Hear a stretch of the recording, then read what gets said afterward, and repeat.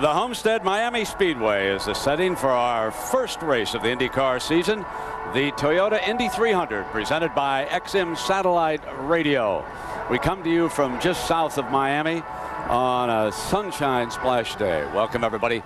I am Brent Musburger. We were all prepared to bring you a celebration of the IndyCar series, the start of a new season. But as you are all well aware, there are inherent life and death risks in this sport, making it the most demanding test of man and machine in the world. And here earlier this morning, tragedy struck. It was just 3 minutes into their final session when Ed Carpenter spun out in turn 2. He bounced off the wall and slid down. Spotters immediately warned other drivers of the danger. Several made it past. But rookie Paul Dana, the Rahal Letterman team, slammed into Carpenter's car at 176 miles an hour. The two drivers were quickly airlifted to Jackson Memorial Hospital in nearby Miami. The announcement we all dreaded came at 12:45 p.m. It was made by Brian Barnard. Both drivers were removed from their cars and flown to Jackson Memorial Hospital, where shortly before noon, Paul Dana was pronounced dead from the injuries he suffered in the accident. Obviously, our thoughts and prayers are with the Paul Dana family and everyone associated with the Rahal Letterman race team.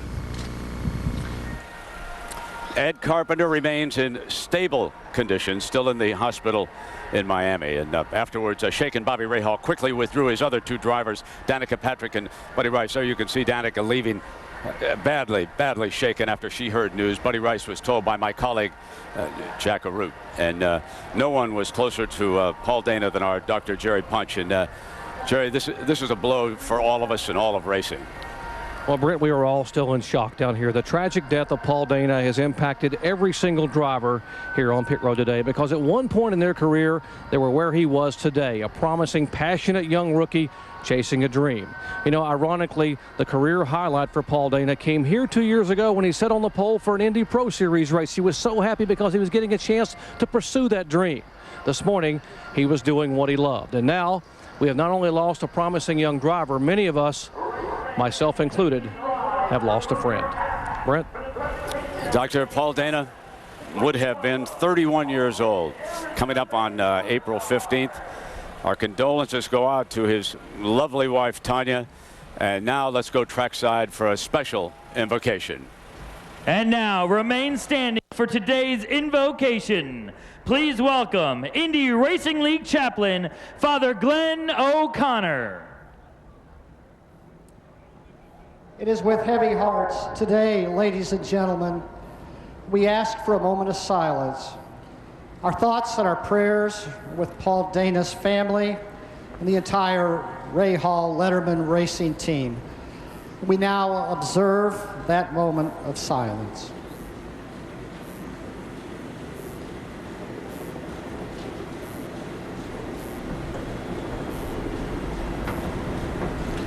Heavenly Father, as we gather here today, we ask for your loving presence.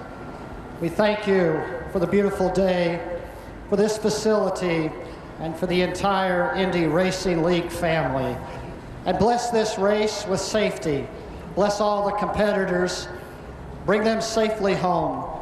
We remember our troops, too, that allow us to do this. We ask you to continue to bless us in the name of Jesus, your Son and our Lord, who lives and reigns forever and ever. Ladies and gentlemen, here to a part of racing. All drivers know it.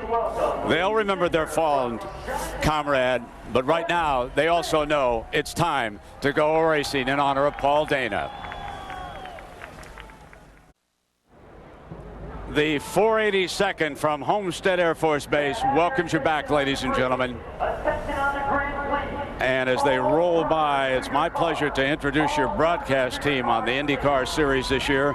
A couple of fine veterans, Marty Reed, Scott Goodyear, who's been with us, and we introduce Rusty Wallace, one of the most popular drivers in all the world. And Marty, I don't think anybody has a better perspective on what has happened today than your two colleagues. That's for certain, Brent. And boy, this is certainly not the way that we wanted to start the 2006 season. I mean, after all, after yesterday's qualifying performance, the three of us and our entire crew. Record-setting performance by Sam Hornish. We were ramped up, ready to go, and then we found out again just how cruel this sport can be. Both of you guys have been in the cockpits of these cars. First off, what's going through your mind? This is your baptism into broadcasting. Rough way to start. And what are these guys thinking about? Well, right now, very somber day, Marty. No doubt about that. You know, the confidence in these guys right now, their focus level's definitely been shaken.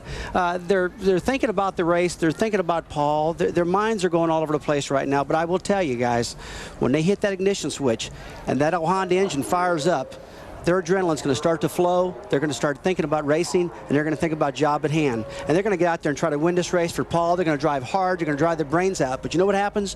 When victory lane's all over and they fire their street car up and they drive home, their mind's going to go back to Paul. You were in the drivers' meeting, Scott Goodyear, and there were some people that were not very excited about racing today. Marty, you're absolutely right. It was with mixed emotions that actually this race is moving forward, because a lot of the drivers in there certainly were actually thinking that maybe we shouldn't go forward.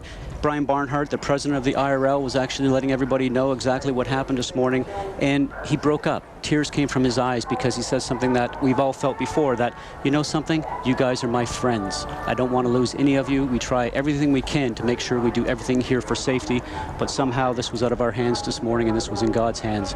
And you know, as a driver, Rusty, you realize that every time you strap yourself inside one of these cars and you go 200 miles an hour, you know you're putting your life on the line. It is not unprecedented for teams to withdraw.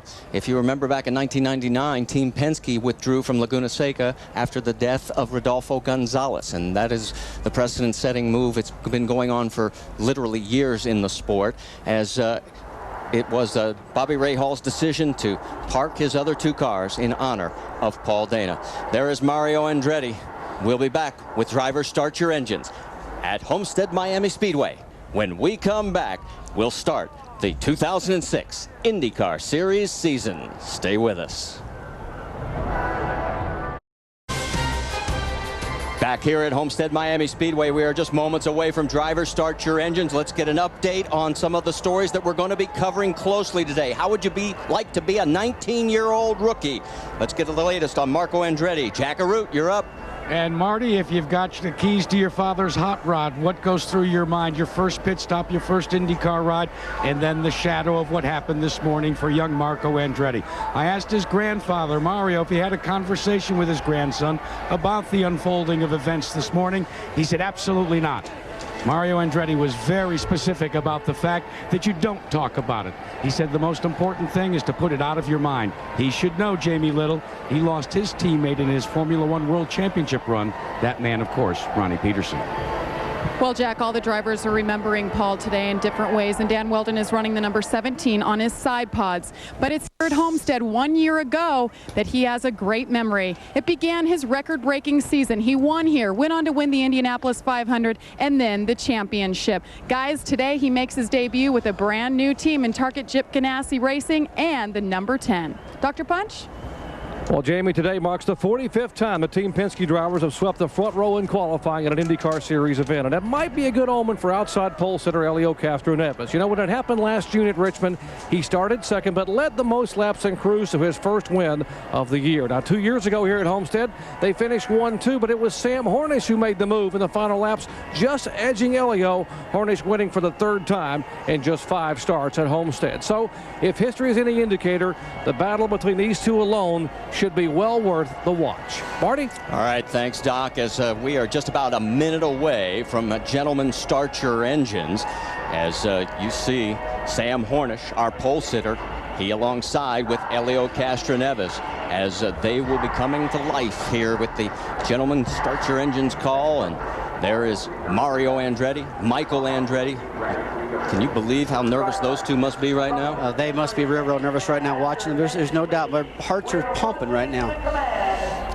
There is Vitor Meira. He had a crash, the first one back in practice on Friday. Took him out just going up to the wall very quickly, came down, wasn't sure what happened to it, but he was doing full tank testing. So does that mean they might have problems with the car running in race trim? That's going to be something we're going to have to watch for. So we are just about ready for the command that will begin the 2006 IndyCar season.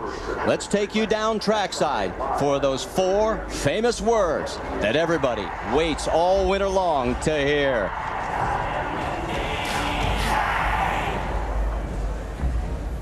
Race fans, the time is now. It's time for the most famous words in motorsports. Here to give that command, please welcome Miami Dolphin All-Pro defensive end, Jason Taylor. Drivers, start your engines.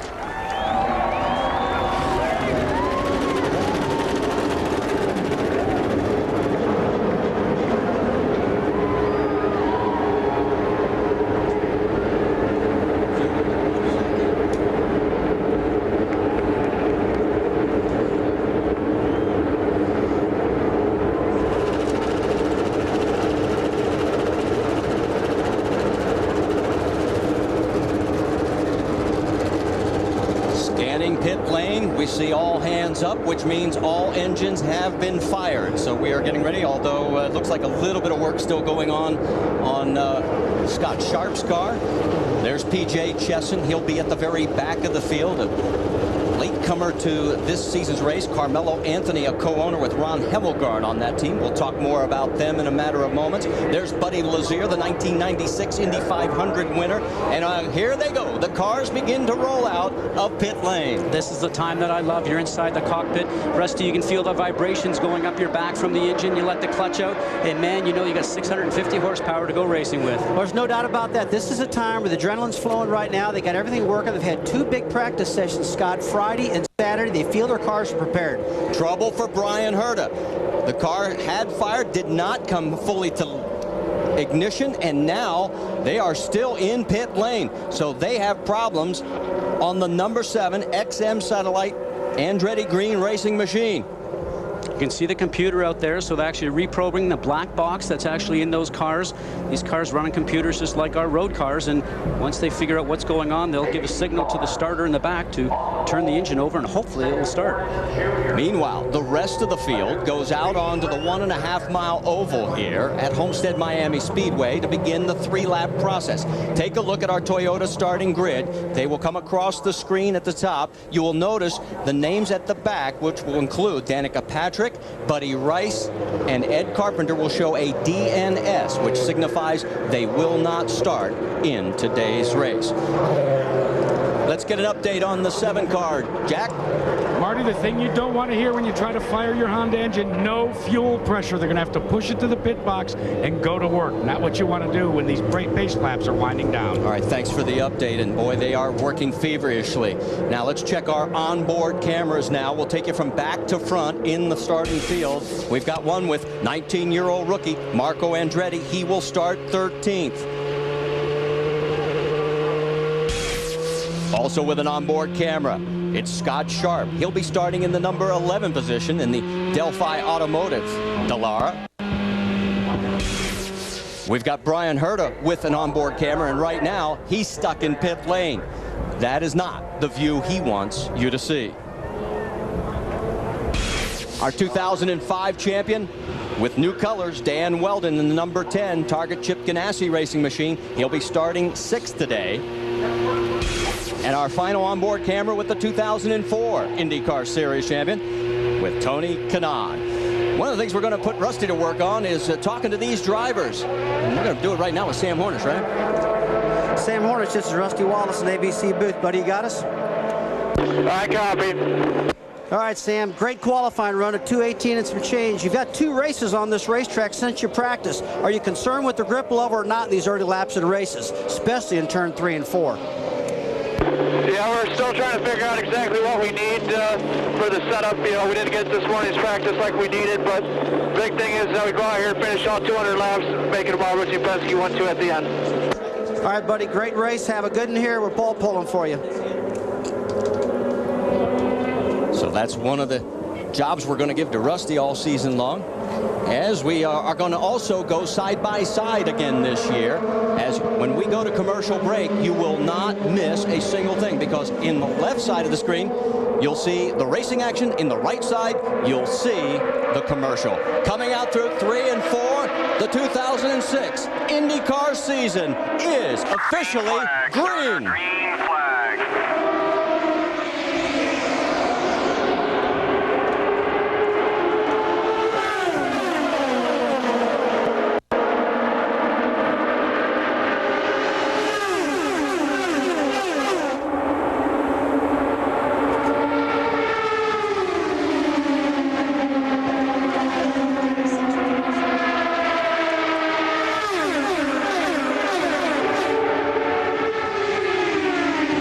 stripe. Sam Hornish Jr., our pole sitter, takes the lead. Helio Castroneves right behind him, Dan Weldon. And we get word that the number 26 of Marco Andretti. Doc, you've got more. And guys, the rookie has made a rookie mistake already, and his dad just had to smile. Marco Andretti made passes before the green flag waved to the start-finish line. They're going to bring him for a pass-through. He comes down pit road at 60 miles an hour. A rookie mistake in his very first race. That, I'll tell you, is just about butterflies in the stomach. You're so anxious to do a great job. As soon as it goes green, you cannot pass any cars before the white line on the initial start. On restarts, you are allowed to. On board with Scott Sharp. That's Felipe Giafoni. Right in front of him in the number 14 AJ Foyt entry. Sharp right now running in 9th position.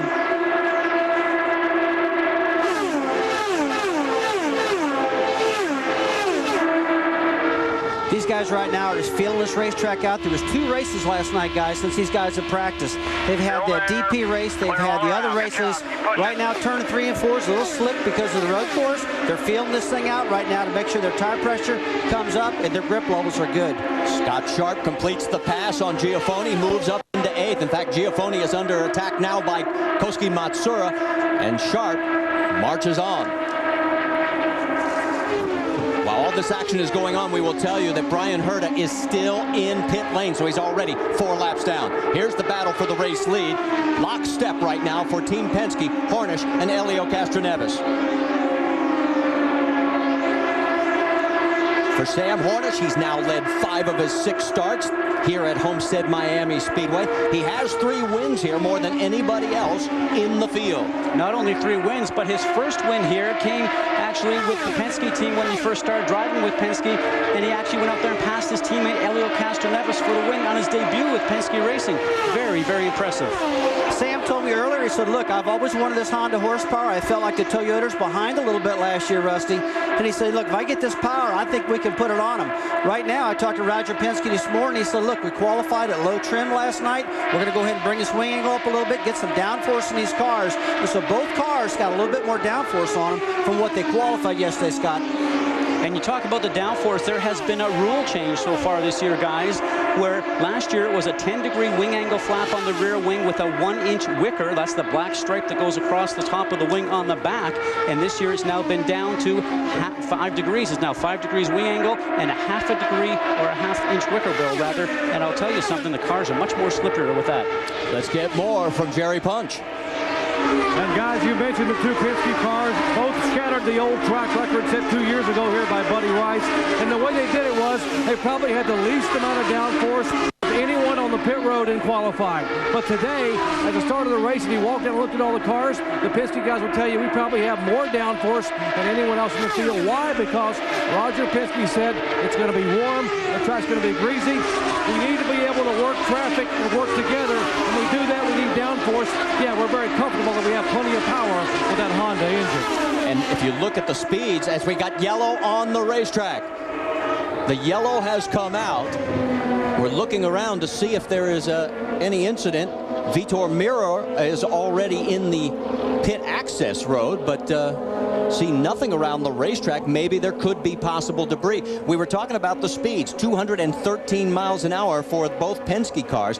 That compares to the 218 that they qualified in, so that gives you an idea of what the difference we're talking about with the downforce. Stay with us. We are going to take a commercial break, but you will not miss a lap as we go side by side at Homestead Miami.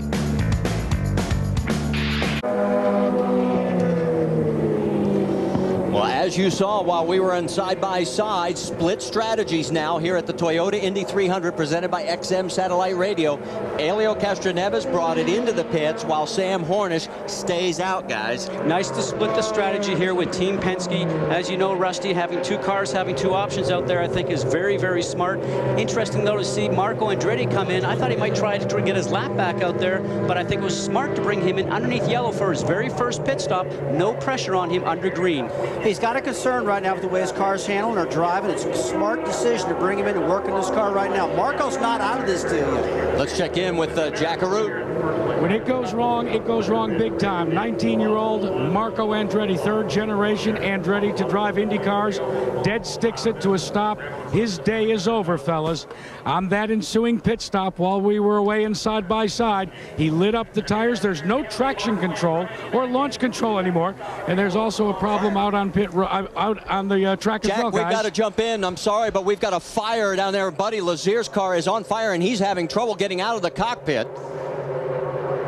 Jamie, you've got more?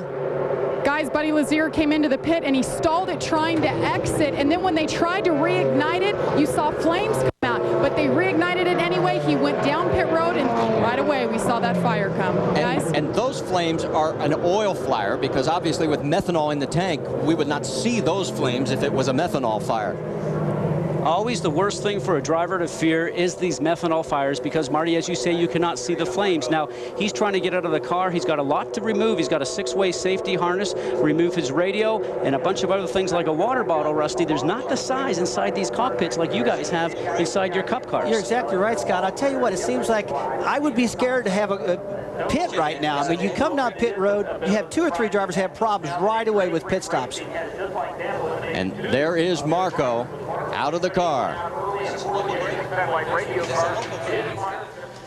Well, we've got to take another commercial break. We'll be right back after this word from our ABC stations. Stay with us.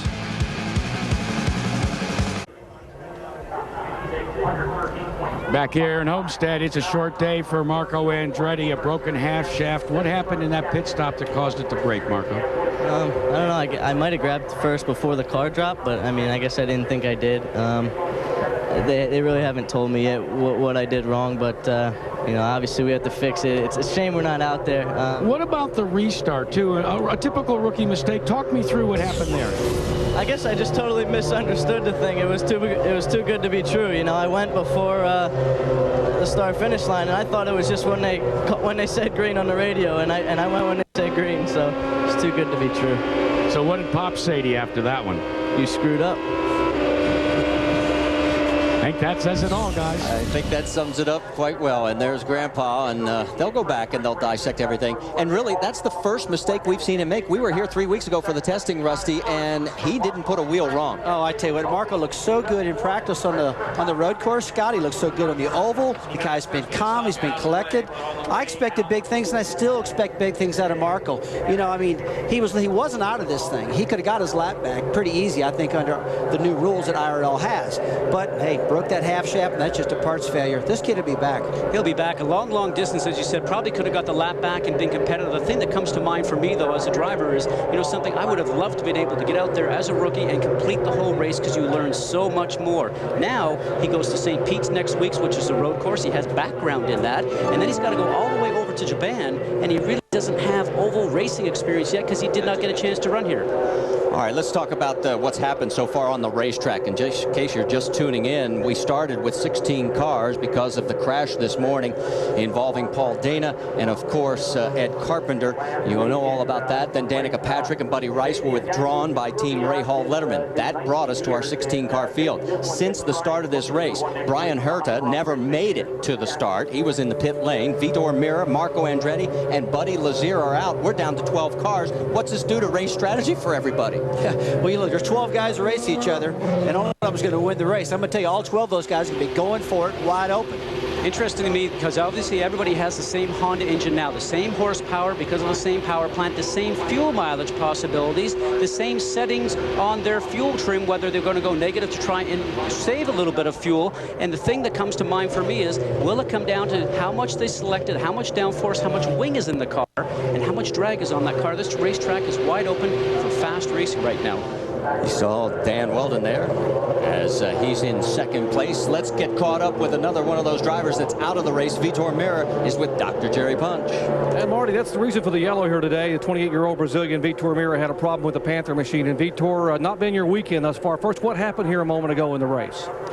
Well, we're not really sure. It's engine related, but it can be caused by radiator, electrical problem. I mean, we're just analyzing. We don't know yet. Do you not have any kind of good luck charms at all? I mean, considering what happened on Friday, an accident where you nearly lost a car with a cut tire, and then today, I mean, how do you change your luck? Let me know. I don't know. I'm doing my best here. The team is doing their best. Honda is doing their best, and I mean it's gonna come. That's not too worried. It's gonna come. All right, Vitor Merrill. Let's check in with Jack Arute standing by with Brian Herta. Thanks, Doc. And you know, Brian Herta never even got to fire a lap, fuel pressure problems, but I understand XM radio crew is hard at work back in the garage. Yeah, we're gonna try and get back out and run some laps. I mean, it's been a crazy day, and a lot of cars are dropping out. So, you know, at this point, we'll just run around a little bit and pick up a few points, and you know, at least get a feel for how our car would have been. Brian, with everything that happened this morning and now your disappointment here, is it an emotional roller coaster for drivers? Can you describe what the feelings are like? Well, I mean, obviously, Jack, it's not very nice to you know, lose somebody like we did this morning, and then you know, I love this job, and I have a lot of passion for racing, but right now I'm just doing my job. I don't really feel like I'm just going to go run. We're back to green, boys. The hammer is down, and we are back to green flag racing at the Toyota Indy 300.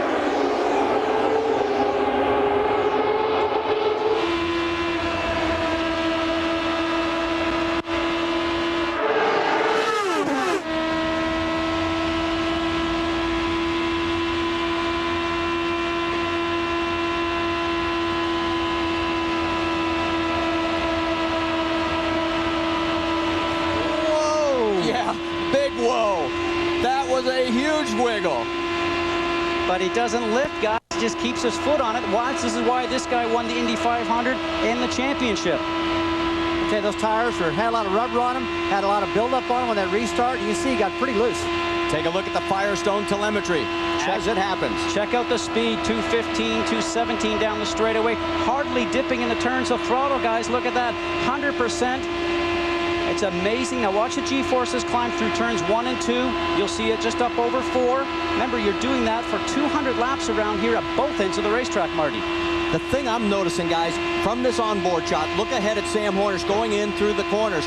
Now, this time, Weldon's down nice and low, but he gets up into 1 and 2, and he can't hold that low line. Well, I think he's struggling with his car because we saw it wiggle. We saw him turn the steering wheel a lot, and that's when the cars got understeer. I know Rusty likes to call that tight in his terminology, but that means the car is not making the turn as the driver wants it to. Watch for some changes during the pit stop. Well, there's a lot of things these guys can do in the corner. They can work that weight jacker, the front and rear sway bar. These guys are shifting every single lap. They're moving those bars. We watched Franchitti the other day in practice, Scott. He was moving the front bar, then he moved his right hand over and shift. A lot of action going on in his cockpits. Right now, it's Sam Hornish in front of Dan Weldon. Dario Franchitti is third, and in fourth place, it is Tony Kanaan. Let's get you caught up as we take you up to speed. Dr. Jerry Bunch with Sam Hornish. Well, Roger Penske very pleased with Sam Hornish on the restart. Not only did Sam pull away, but Sam is continuing to pull away here from the second place car. They think they made the right call. More downforce means a more drivable race car, and thus far it's working for Sam Hornish. Jamie? Well, Dr. Punch Chip Ganassi very happy so far, but yes, they were all checking the telemetry after we saw that wiggle from Dan Weldon, but he held on to it. They said, yes, of course, he is a little tight. Look for a change to be made when he comes in, guys. He did stay out when half the field came in that last pit stop. Yeah? Dario Franchitti likes his race car. What he likes more is the fact that his teammate has caught him. He says the car is working well in traffic, and now that he has a tow with car number 7, who runs right behind him, his teammate, Tony Kanaan, they're going to try and draft their way to the front. Guys?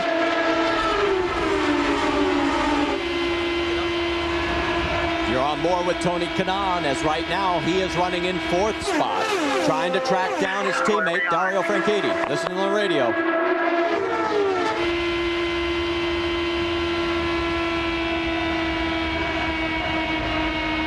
You hear the throttle there and the hand shift for the shift lever. The car started to push. He eased off the throttle a little bit, lower RPMs, and then he goes down a gear, guys, to try and build the speed back up coming out of the turn.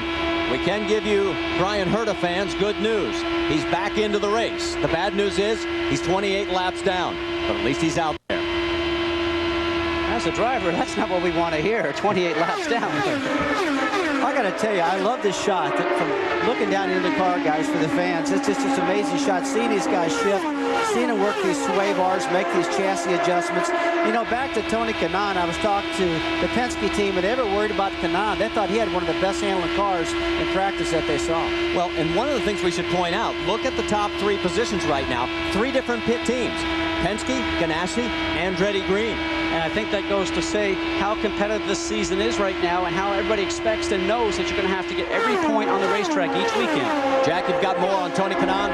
Well, I remember there was only 3 minutes of final practice this morning, and for Tony Kanaan, it was a valuable 3 minutes. They got a half a lap in with a totally different setup they used in previous practices. He liked it so much they kept it on the car today. The car, he reports, is close, but they still want to make some additional tweaks to it. These cars with these new 5-degree wing angle allow some sensitivity to even the minor changes. Yeah, I remember we were talking about that yesterday in one of our meetings where he was saying every driver adjustment is more important this year than it's ever been. And that's because the overall downforce is lower on this race car than it was particularly maybe possibly a year ago. Now, see the RPMs just a little bit lower than he might want on this Firestone telemetry with Tony Kanaan, who's riding along in 4th. Maximum RPM is 10,300. He wants to maybe be just around 10.1. Look at the throttle, though, 100% throttle. These guys are just flat out all the way around. And the G-force going through the turn. Watch this now, up over 3 again, Rusty. And I'll tell you, these drivers are telling me around lap 20, these tires are starting to give up. Track starts getting slick, and 4 tires are very, very important to these guys. Another thing, you know, Ganassi and Penske, last year with the Toyota engine, they felt as though they didn't have enough horsepower. Boy, and they got this Honda engine right now, and they worked last year all year long getting these cars trimmed out. And when they popped about 40 more horsepower into the hood, these hot rods took off.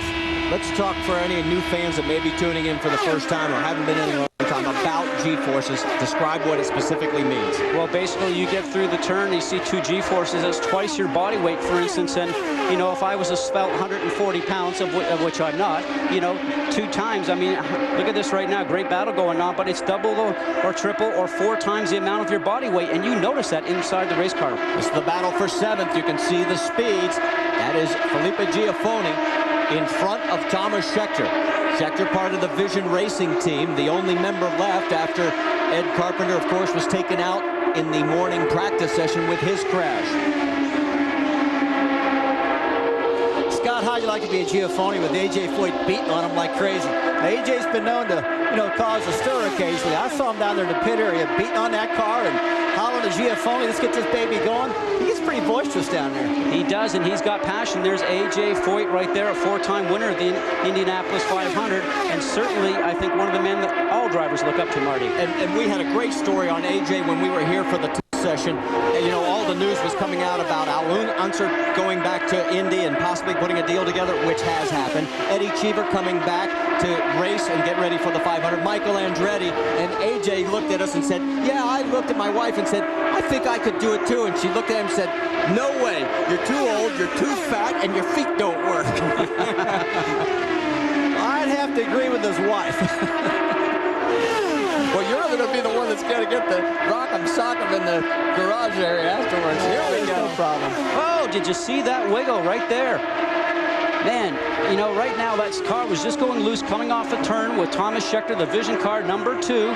He's running in behind Giafoni, the number 14 car of A.J. Foyt. So he's getting a little bit of that dirty air going over his wings. And Rusty, we talked about this before, that in your guys' cars, you know, you can follow in behind, but these cars need some clean air going over the front of the wings to make sure the cars have a lot of grip. As you take a look, Sam Hornish Jr. continues to lead. In fact, he's opened up a bigger margin, a little more room. We've got to take a commercial break, but you will not miss a thing as we will go side by side. Can Sam Hornish stretch the lead, or will Dan Weldon reel him in?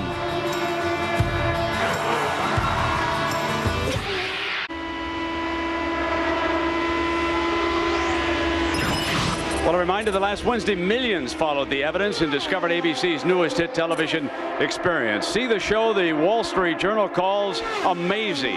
The Evidence, an all-new episode this Wednesday at 10/9 Central, right after an all-new Lost, only on ABC, as Sam Hornish Jr. continues to fly around this track that he loves, having won 3 times here in 5 years. And Rusty, down in the pits, the Penske people say that the switch to the Honda engine this year was the final piece of the puzzle. They already had the trim in place. They were just waiting for that new engine, and they are rolling.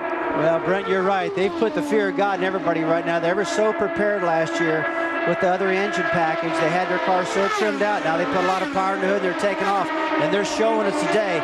You know, I tell you what, though, Scott, I got a concern that with Hornish staying out, he's going to have to put on the green here pretty soon.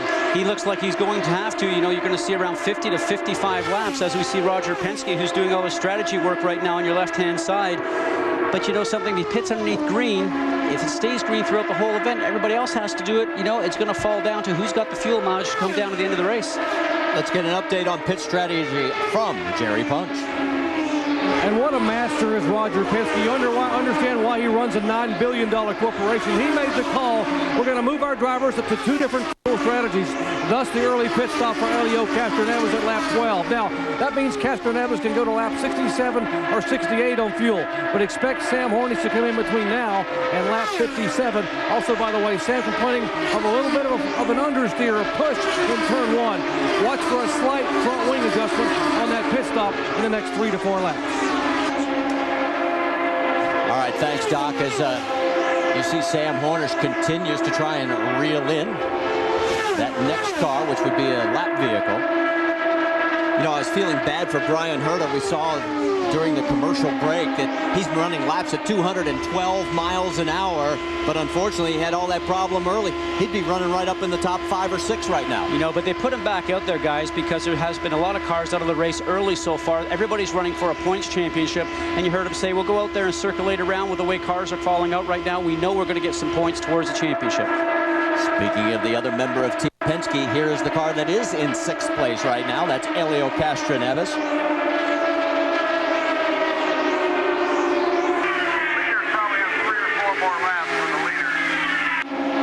Well, you heard it there. 3 to 4 more laps on the race leader, Sam Hornish. Tell you what, that's a concern, boy. You don't want to pit under green if you don't have to. You had that free caution flag to come in, but I'm not going to put it against Penske. He's pretty smart. Thomas Scheckter brings his Vision Racing Dallara into the pits.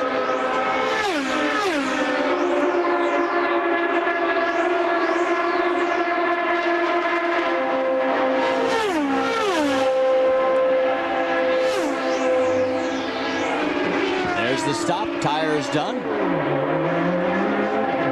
And Thomas Scheckter is back out. You see those white stickers on the tires as they're going around. That's what we like to call them. Sticker tires, brand new, never been on the racetrack before, not even scrubbed in for a lap. Drivers have to be very cautious leaving this very slippery pit exit because you can slide on new tires. Go, go, go, go, go! We talked so much about the launch control. It came up and bit Marco Andretti. You saw a bit of an example there about the wheel spin. Launch control last year, that was available in all the cars, helped the drivers sort of get out of the pit box, and then traction control took over, much like you and I have on our road car, to stop the tires from spinning if they're actually going to make too much horsepower like these cars do, or in slippery conditions. No launch control, no traction control this year. It's back up to the driver to operate it like we did in the old days, Rusty. Now your right foot is traction control. Well, this cat's got to feather the throttle leaving the pits right now, not stall this thing. Got to work real hard at that. I tell you, these pit stops are starting to wake up right now. We're lap 58. Here they start coming down. And I'll tell you what, I talked to these guys last night. I said, look around lap 50. And that's Dario Franchitti coming into pit lane, Jack Arute. A 60-mile-an-hour speed limit makes this trip for the Klein Tools car with Dario Franchitti seem like an eternity. His crew is over the wall and ready to go to work. It'll be a nominal pit stop, taking on a full load of methanol. They've made the connection. It was about a 1/10 of a second slower than they'd like. They change all 4 Firestone Firehawk tires, drop the cab. He revs the engine up, and he lights them up, and he has to come up to the gearbox when he's back. First scheduled pit stop of the day for our leader, Sam Hornish. Now watch Matt Johnson, the right front tire changer. He'll get 1 full turn of front wing, the left front changer, 1 complete turn of front wing. Sam Hornish down and away. He had an understeer problem, was pushing in turn 1. They hope they fixed it with the fresh rubber and the wing adjustment. Well, despite that incident.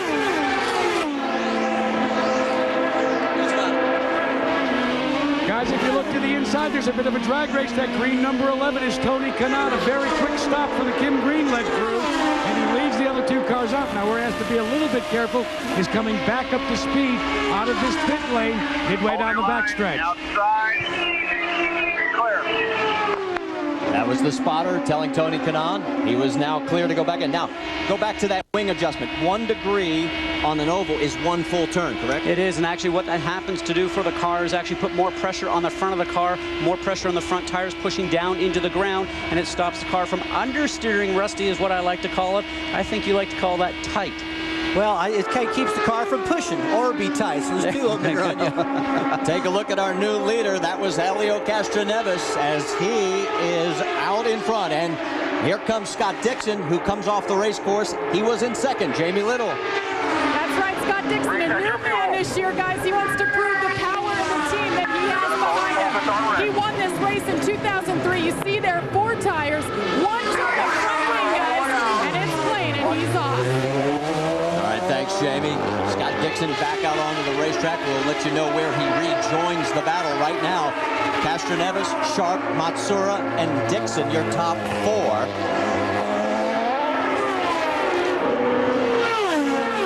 He'll come on back on the backstretch. There is Helio Castroneves.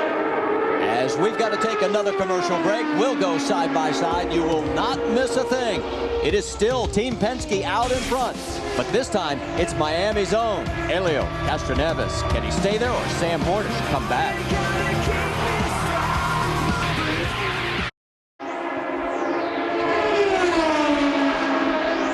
Here at Homestead Miami Speedway, your leader Scott Sharp is ready to present himself on pit road for the first time today. Actually, it's the second because he pitted very early and got out of sequence. He reports that the car has been very, very tight. So they're going to look for a wing adjustment that will be made as he hits his marks. First, they will change the tires and then look either for Don Lambert or Brett Knopfman on the front tire changes to make the wing adjustment. It is Lambert that makes the adjustment. Because the car was still too tight. Well, and by my count, guys, he pitted at lap 12, went to lap 69, so that's 57 laps on a tank of fuel. That's pretty good. Well, Helio went 55 laps, so I was wrong. You know, these guys were kind of snooking me a little bit, Scott. They're telling me 45 to 50 laps. Welcome to IndyCar racing, partner. All right, we got a slow car. That is P.J. Chesson, the Carmelo Anthony entry, along with Ron Hemmelgarn. What's going on there, Jamie? Well, guys, number 91, P.J. Chesson, the rookie, we've been talking about him. This car is owned by Carmelo Anthony of the Denver Nuggets, and they've been so excited today. He's actually doing a great job for him. He came in on the pit stop, and they're all confused what's happening right now. Guys, we're going to try to get a word and get right back to you. All right, keep us posted. Carmelo scored 28 last night, but the Nuggets still lost to the Phoenix Suns. Now, Marty, let me interject. He is going so slow right now. He needs to get on the lower side, down by that white line on the racetrack, because he's drifting up into the middle groove, and he's going a lot slower than the other cars were.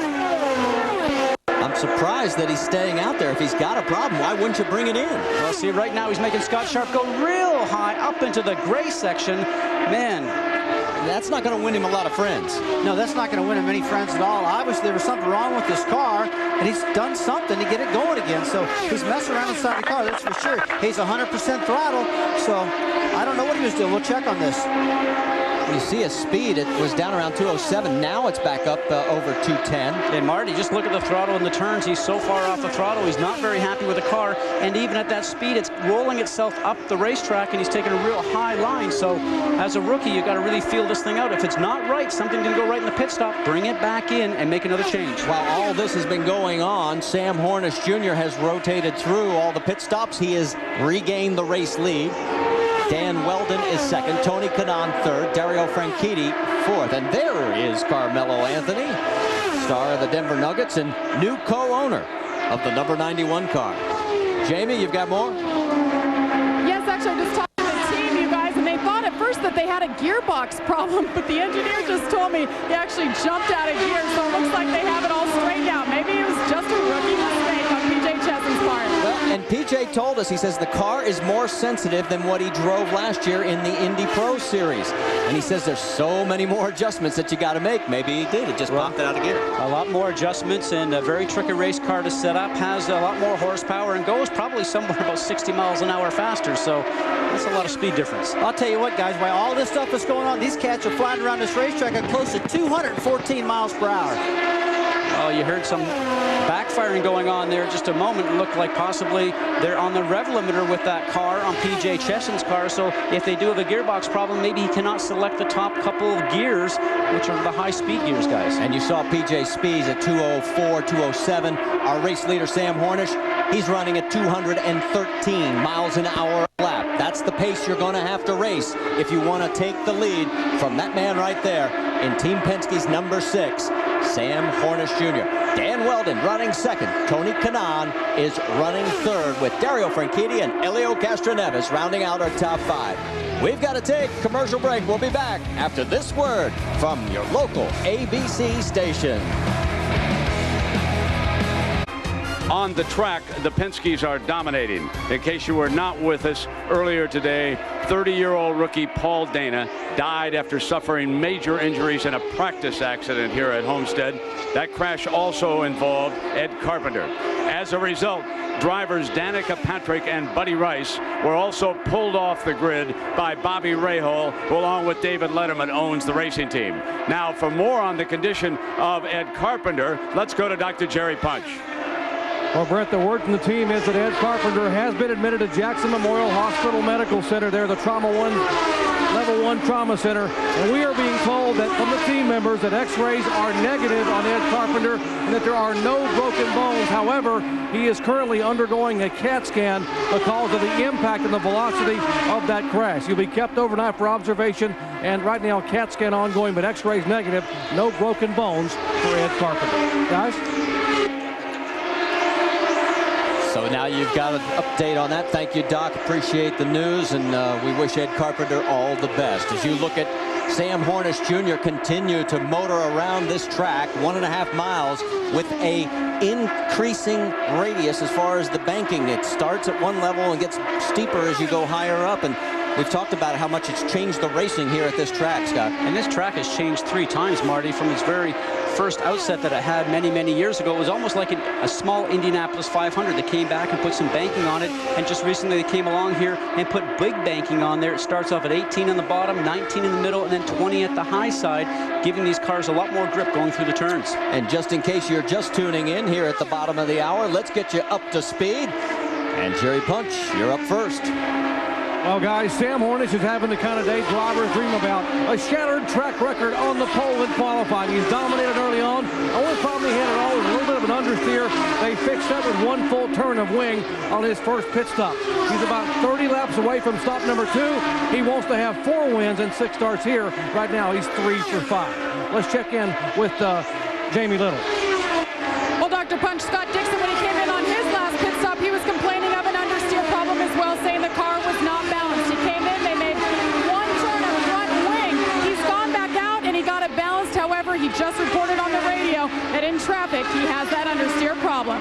Jack? For Dario Franchitti, so far, this has been a dream ride for him. Why? Because he said the best thing about this racetrack until today was getting in the helicopter and leaving.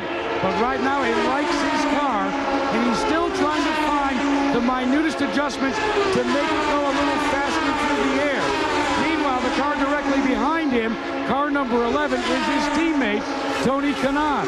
Now, Kanaan has won an Indycar championship 2 years ago, but he has never won a race here at Homestead. He has always wanted to win one here, and he thinks he may have the car to do it today. He reported Jerry Punch to Kim Green just moments ago that he likes what he's got right now. Jerry? Jack, Elio Castroneves has never won a race in his adopted hometown of Miami, Florida. He would love to do that today. He has 3 top 3 finishes in 5 starts here. Now remember, he is off sequence on fuel mileage. He pitted on lap 12, so he can actually go about 12 to 14 laps further than any of the other leaders. So if the yellow falls his way, Elio Castroneves could possibly steal one here today. Jamie? Well, Dr. Punch, last year, Dan Weldon held off Sam Hornish Jr. by 3.6 seconds to take the victory. Now he trails him in second. He says right now the car is good as he works his way to the front. Jamie, Scott Sharp in car number 8. As a driver, he may be 38 years old, but he's in the best physical shape of his career. He may need that physicality today because this car's got a serious push. He's not happy. They've made 2 major wing adjustments, and still, he's trying to ride it out. Jamie? Well, Felipe Giaffoni in the 14 car, we were talking about A.J. Foyt earlier. He is so excited to have a driver he knows is capable of putting this car in the top 10, top 5 on a weekly basis. Right now, they are currently running 8th, and Felipe Giaffoni couldn't be happier. Jack? Kosuke Masura likes his ride. He says it's very stable. He reported to the crew that the car feels good in traffic. This is a brand new crew. This is the Scott Sharp crew from 1 year ago. Kosuke has inherited them, and he likes the drive so far. He was up front trying to use fuel strategy to keep himself up front. Jerry? Well, Jack, Thomas Schechter is driving for a team with a very, very heavy heart. His teammate, Ed Carpenter, has been admitted to a medical center in downtown Miami, a part of a major accident this morning that took the life of Paul Dana. Schechter has one mantra in mind. I simply want to finish this race and get away and have time to have my thoughts to myself. But he's doing a pretty good job in the very first ride ever with that Vision Racing team. That gives you your top 10. We've got Eddie Cheever in 11th, PJ Chesson in 12th, Brian Herta in 13th. Those are the cars still running on the racetrack. There's your race leader, Sam Hornish Jr. He's setting a record average speed right now, 177 and change. Can he hold on to it? Stay with us and find out as we go side by side. You won't miss a thing.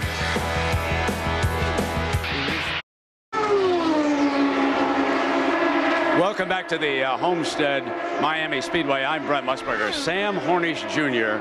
continues to roll around this racetrack, which has to be Sam's favorite. He has won here 3 times in the last 5 years. The first time he struck was back in 2001, and he was racing for the Panther Racing team when he finished first, starting in his way back in the field, and then he struck again the following year to back up winners in 2002.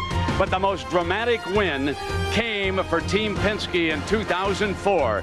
He passed his teammate Castro Neves on the last lap of the race. So Sam Hornish Jr. continues to be our leader here at Homestead. And there you can see the past winner a year ago was Dan Weldon. Dan Weldon, of course, such an interesting competitor. He stalks the leaderboard just like he's doing today. And if he has the equipment, you can expect the defending champion to make a move. As we toss it back, we're under a yellow flag right now, obviously. And so let's go back upstairs to Marty.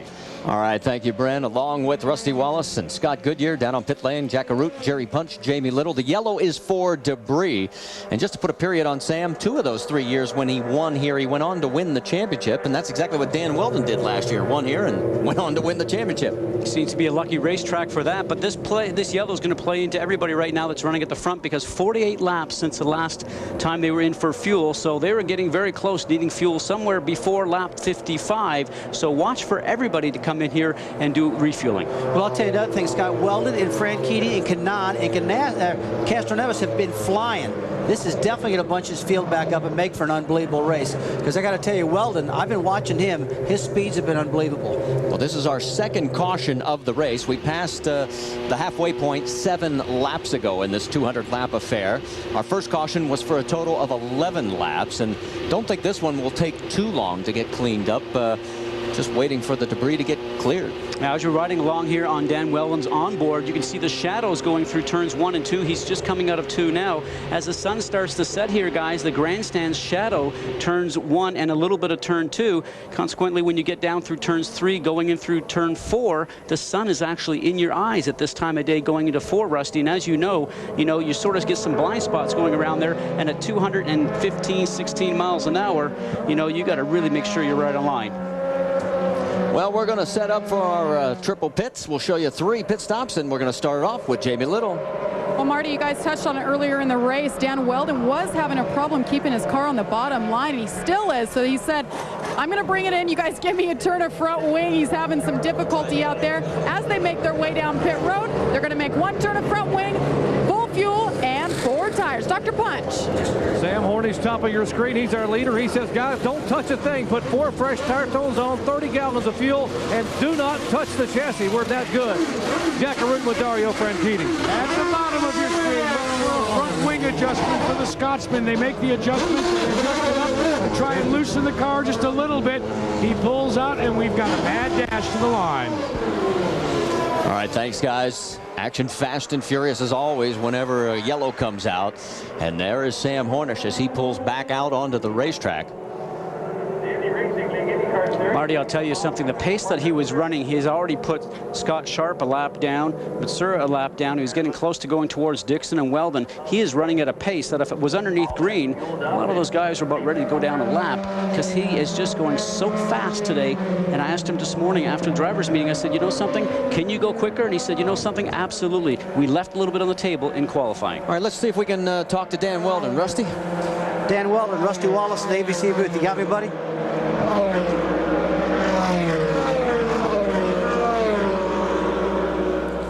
He must be busy. We're not getting the response. We'll keep tabs on that. You know, you mentioned it. We have a total of 6 cars now on the lead lap. That's, you're right. That's how fast Sam Hornish was flying around this racetrack.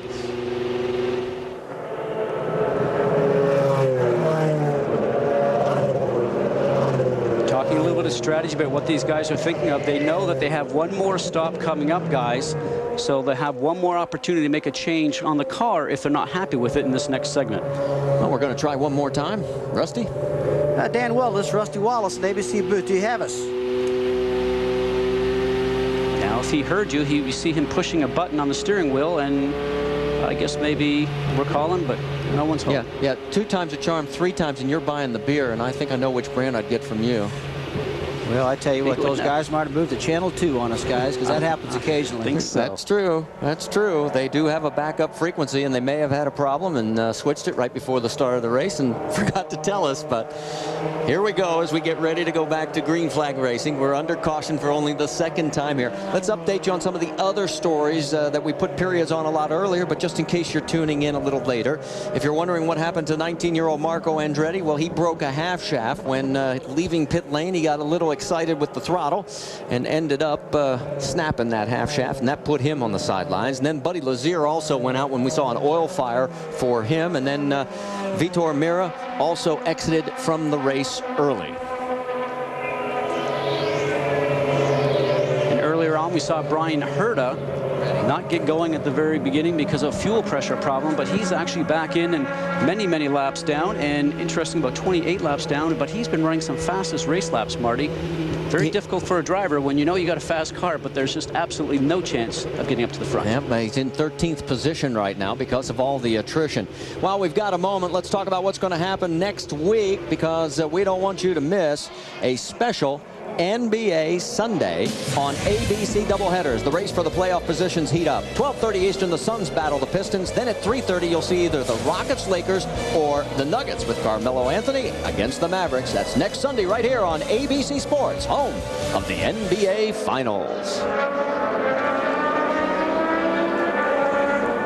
We're up to lap 112 of 200, still under our 2nd caution. But it looks like we are about to go back to green flag racing. Sam Hornish will set the pace through 3 and 4. Right behind him, Dario Franchitti, Elio Castroneves, Dan Weldon, and Scott Dixon. That's your top 5. The hammer's down, and we are back to green.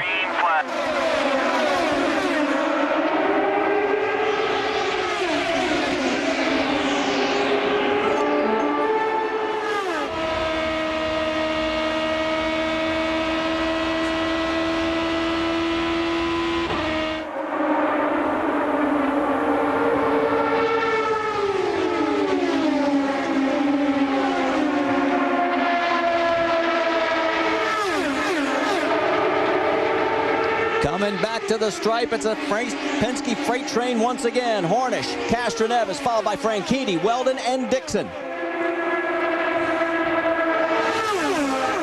I'll tell you what, Scott, they can run these cars all over this racetrack. They're exiting so high up off of turn 4, it's unreal, but then they get down to turn 1 and 2. Some are running the bottom and some are running right in the middle. That's what this compound track racing does for you.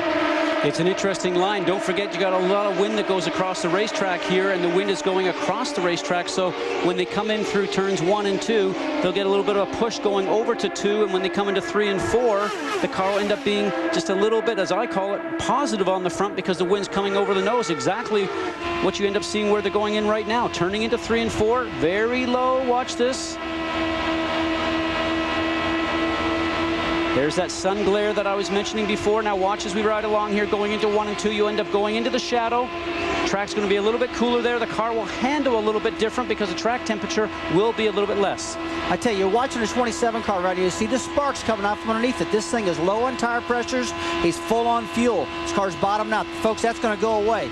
And all the cars doing that right now. Look at that, Scott. It's really... Look at that big drift up. There's some dirty air. We heard before that the number 10, Weldon, couldn't run in traffic, Marty, because he couldn't get the car to turn very well. Doesn't look like they fixed it this last stop. You look real comfortable. That'd be great if you were in one of your NASCAR Nextel Cup cars, Rusty. But when that happens in one of these cars, that's bad. I'm telling you what, we saw this earlier in practice when the guys lost it, sparking too bad and bottoming out too much. In a NASCAR car, you can bottom those little babies out a little bit, and you can keep on digging. In these cars, I'm not so sure. Well, there's Dan Weldon. He had one of what you like to call, Scott Goodyear, a depends moment. Survived it, and he's back on the throttle. And again, you can still see those sparks flying off of Frankitti's car from 3rd place. You know, very interesting, though. I'm watching Danny Weldon, and this is why I mentioned before, he's the champion. He's trying every which line he can. Look at him turning the wheel more as he gets to the middle of the turn, and the thing goes up the road. Now, as the tires start to wear a little bit, you get a little bit less grip, but these guys just came out. You know something? These guys should have a lot of grip right now through the whole turn. He's running high. He starts to go low through mid-turn, and then it still goes up the road. Guys, he doesn't have a very happy race car. Not right now. We've got to take another commercial break. You will be on right side by side with us. You won't miss a thing. Can Sam Hornish and Elio Castroneves continue to run up front, or will Dario Franchitti, Dan Weldon, and Scott Dixon track them down?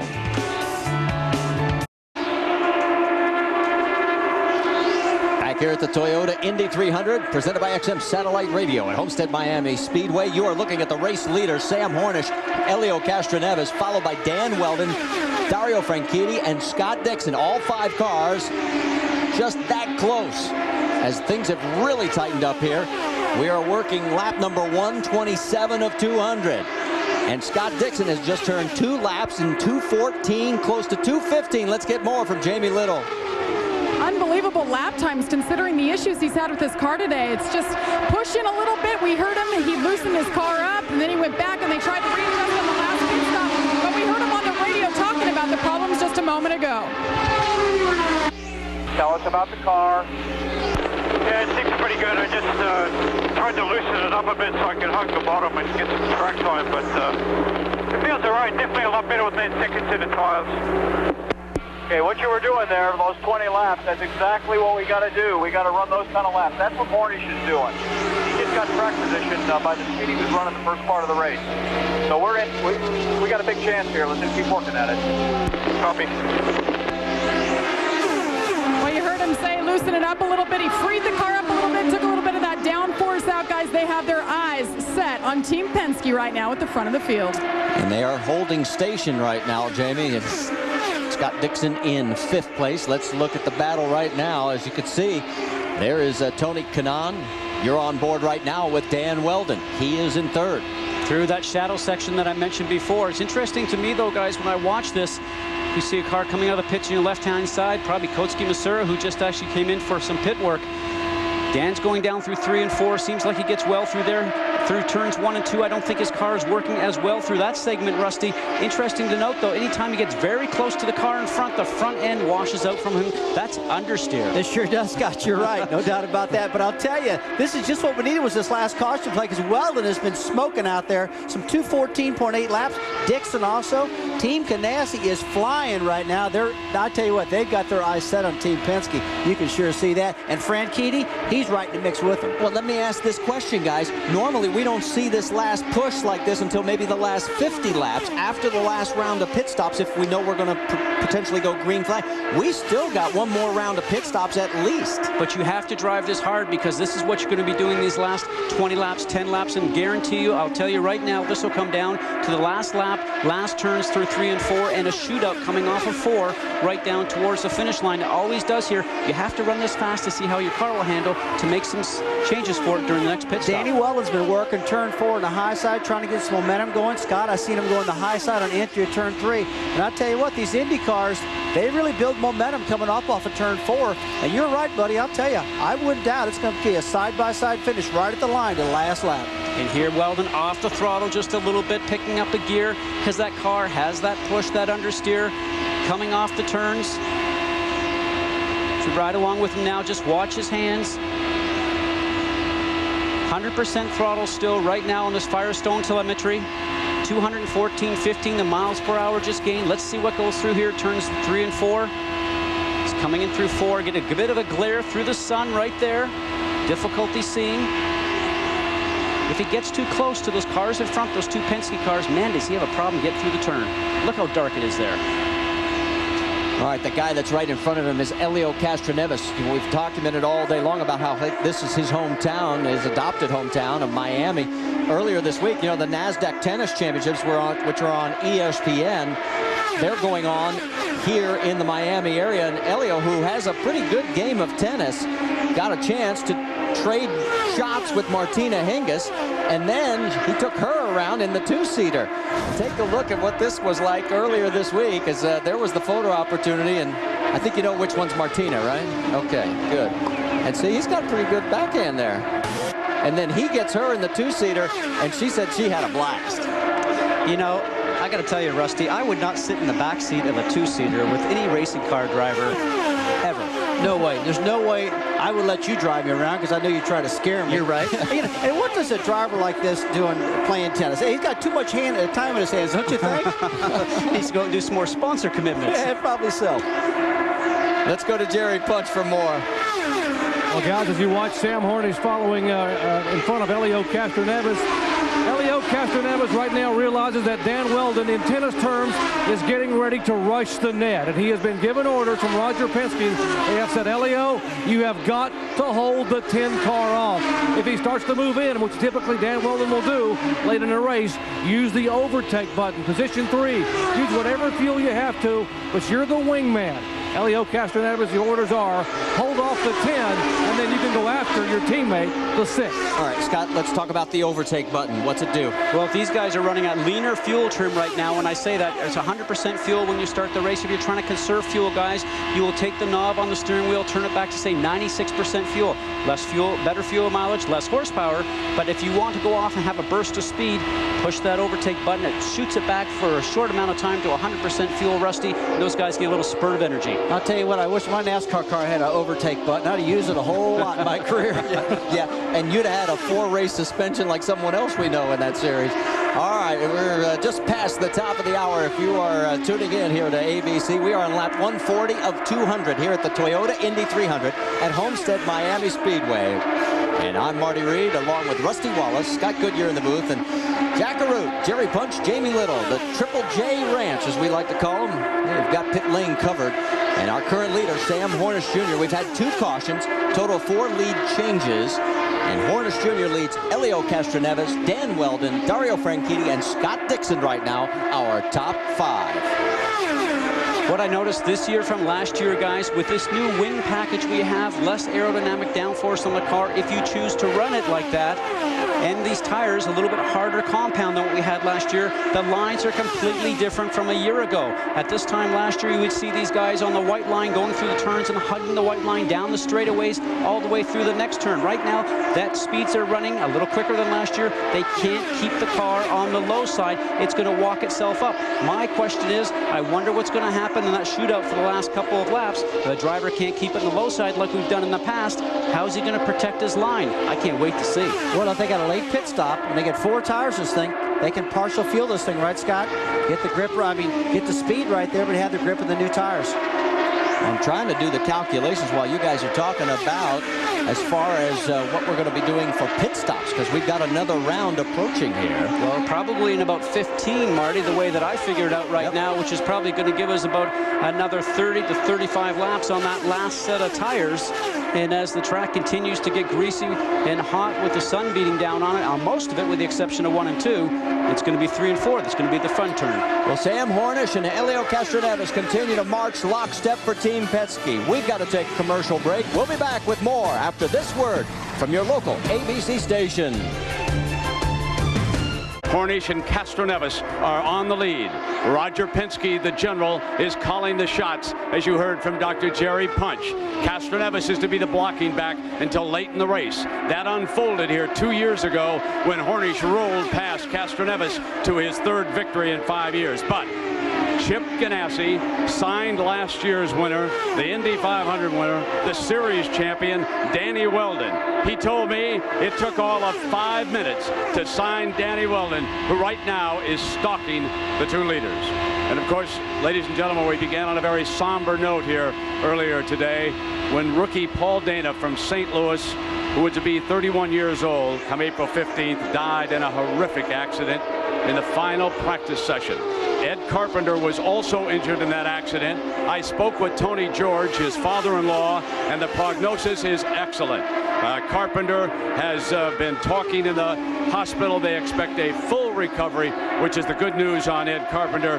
And obviously, everyone's condolences goes out to the family of very talented rookie Paul Dana. And we send you back upstairs now to the gang. Here's Marty. All right, thanks, Brent, as you continue to watch the racing action out there. And we probably should point out Tony George is stepfather to Ed Carpenter. And as we said, he is going to make a complete recovery. And also, as we watch Hornish and Castroneves with Weldon now in 3rd, Dario Franchitti 4th, and Scott Dixon 5th, the pace is sort of settled again, guys. What's happened here? I think everybody's gone up there to see how the race car is going to react, and I think some of these race cars are not happy when they get too close to the cars in front. So now the guys are throttling back, saving a little bit of fuel. They have communicated with the pits. They're saying, guys, this is what's happening. This is what I need for my last and final stop to give me a shot. Look how these cars are sliding back up the track. I mentioned that before. Getting up into the dust as we saw Weldon. We know his car is not working as well as he wants it to. He runs a high line going in, low in the middle, and high coming off, Rusty. And the man, you know what it's like when a car starts sliding around. I tell you what, they might have settled a little bit, guys, but the speeds are still up there. Hornish, Castroneves, and Weldon still 2:14 and a half. They are trying to, man, they're driving hard. Now look, they cannot shake Weldon. Weldon's running that low line, he's running the high line, he's got that rhythm, man, and I know he's working those sway bars, that weight jacker. He's about got this handling figured out in his car. The most important thing in this next stop for Danny Weldon, in my mind, guys, because his car doesn't work when he's behind drivers, I think, Rusty, if they can get him out in front of these 2 guys in this next pit stop, I think he'll leave him. I think he'll leave him behind, and they might not be able to get past. Because Dan needs that downforce in the front end, like you talked about earlier. And if he can get that front end sticking, I believe you, Scott, he can get out and get going. Track position can be really important. This next pit stop is going to be critical. Absolutely. Well, guess what, guys? Just when they figure out the oval here at Homestead Miami Speedway, next week, we're going to be on the street course at the Honda Indy Grand Prix. It'll be on ESPN Sunday afternoon, 3:30 Eastern, 12:30 Pacific. Can Dan Weldon repeat as the champion of the series? Well, that'll be step 2 in the process. You're riding on board with him right now. The IndyCar Series Honda Indy Grand Prix, Sunday, 3:30 Eastern. This is getting real good out on the racetrack. These 3, and you can see Castroneves is trying to make this like Team Penske has got the freight train going, and they're trying to protect each other. And just a couple of laps we're hearing from pit lane, and the leader will be heading for the pits under green. Here we go. Take a stab going down through turns 1 and 2. Oh, there they go. Okay, now does Helio stay out? Yes, he does. So Sam Hornish has peeled off. There he is on the entry, and you got to be careful. We've seen a lot of cars get real loose right there. Right there's a tough spot. It's so flat and so dirty on the pit road entrance coming off of turn 4 that these guys are spun out, and I've seen a couple of them crash here. Dr. Jerry Punch is in the pits. Guys, final pit stop of the day for 26-year-old Sam Hornish, 2-time IndyCar champion. Got to interrupt you because we've got Tony Kanaan crashing. And I'm looking right at the entrance to pit lane, just what we were talking about. It has happened to Tony Kanaan on his entrance to pit lane. He spins it and puts it into the wall. And Kanaan was running right up in that front group, right in the top 5. And that cone that you see up on the right-hand side is actually the start of the speed limit 60-mile-an-hour zone. That looks like he came in. And Rusty, you just mentioned about the pit entrance lane, and there's no doubt it's very slippery. He must have been out of control, took out the cone, ended up going to the inside wall. Let's watch it here. You want to make up as much speed as possible coming in. The back end just comes around, locks it up, runs over the cone where the beginning of the 60-mile-an-hour speed limit is. And Rusty, we've seen this so many times. Here we go. Let's listen. Oh, you know something? He was off the gas, went to get the brake possibly, caught a little bit more gas, and the car just went around on him. That's a wild mistake. Oh, I bet he can't even believe it. He's probably kicking himself right now. But I tell you, we know for a fact that this is a tough pit road. This thing needs to be widened. Some work needs to be done on this pit road for sure. Not only for IRL, but for the stock cars. We've seen too many guys wreck coming off this thing. Third caution of the day, and a very uncharacteristic mistake for that man right there, Tony Kanaan. He completed every single lap in the 04 season when he won the championship. Dan Weldon did pit. Let's get an update from Jamie Little. Actually, Marty Reed, he entered pit road, and right as he did, they closed the pits and said nobody can enter. Chip Ganassi, I thought, was just going to throw down his pit stand here, sort of beating on it. So frustrated. Pits are open now, and Dan Weldon is in the box, guys. Remember, he's working with the... And he's off, and he gets a little loose going down pit road. And out at pit out, the 91 has stalled. That's PJ Chesson. You're going to see him off to the right of your screen now as he comes out of the pits. There is PJ.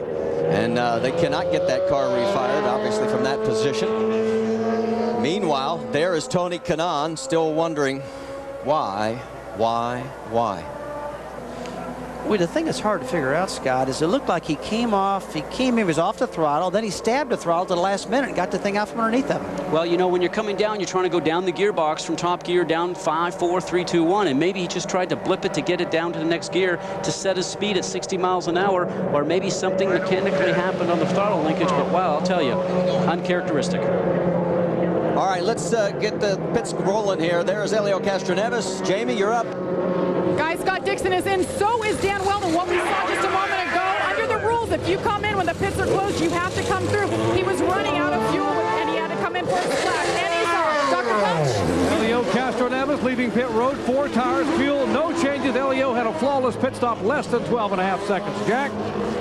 Well, for Dario Franchitti, another effective pit stop, but not as fast as Elio Castroneves. He pulls into the queue in the middle of the sandwich. He likes his car, though, guys.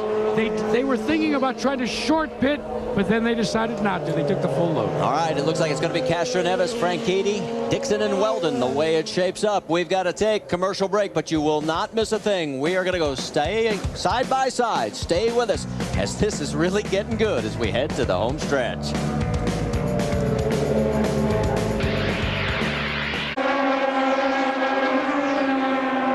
Back here under caution at Homestead Miami Speedway. We are just about ready to go back green, but let's quickly check in with the man in second place right now, Dario Franchitti. Rusty? Dario Franchitti, Rusty Wallace, and ABC booth, you got us. Yeah, loud and clear, Rusty. Dario, you're looking great out there, man. You're running speeds close to 215. It looks like you might have the Penske's number. What do you think, buddy? I don't know, Rusty. The car's got a great balance, but the Clydesdale Jim Keith beam car might just not be quick enough. I don't know. Okay, well, I'll tell you what, you couldn't pull that off up here, because right now, your ride his last lap before he went caution-free was 2:14.58. That's pretty quick. And we're going to let him get back to work because the pace car is going to be pulling off. And we will be back to green flag racing. Now, Sam Hornish was very fortunate because he did get back out, was waved around because they pick up the race leader. So he is on the lead lap, not a lap down. In fact, he's listed in 5th position right now. So we've got a great 5-car shootout. Let's set it for you. Castroneves, Franchitti, Dixon, Weldon, and then Hornish. That's your top 5. But we have to point out that there's a lot of cars between Hornish and Weldon, those cars that are down a couple of laps. He has to get past those guys to get back in the fight. Here we go. Green flag, green flag.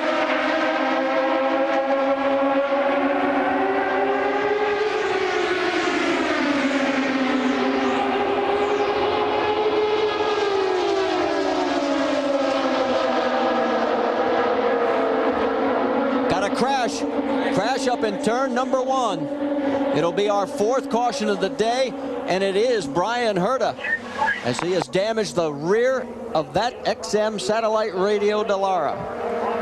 Now you see the rear wing is actually following the car. It has got what they call the swim straps attached to it, and those are very strong straps that will not allow any of the wings to actually fly off and get off up into the stands or anything of that nature. Even the wheels guys have these type of straps on, something designed by the IRL. So our 4th caution of the day, the safety crew gets over quickly. They'll check, and it looks like Brian is moving A-okay. In fact, he is climbing out of the car.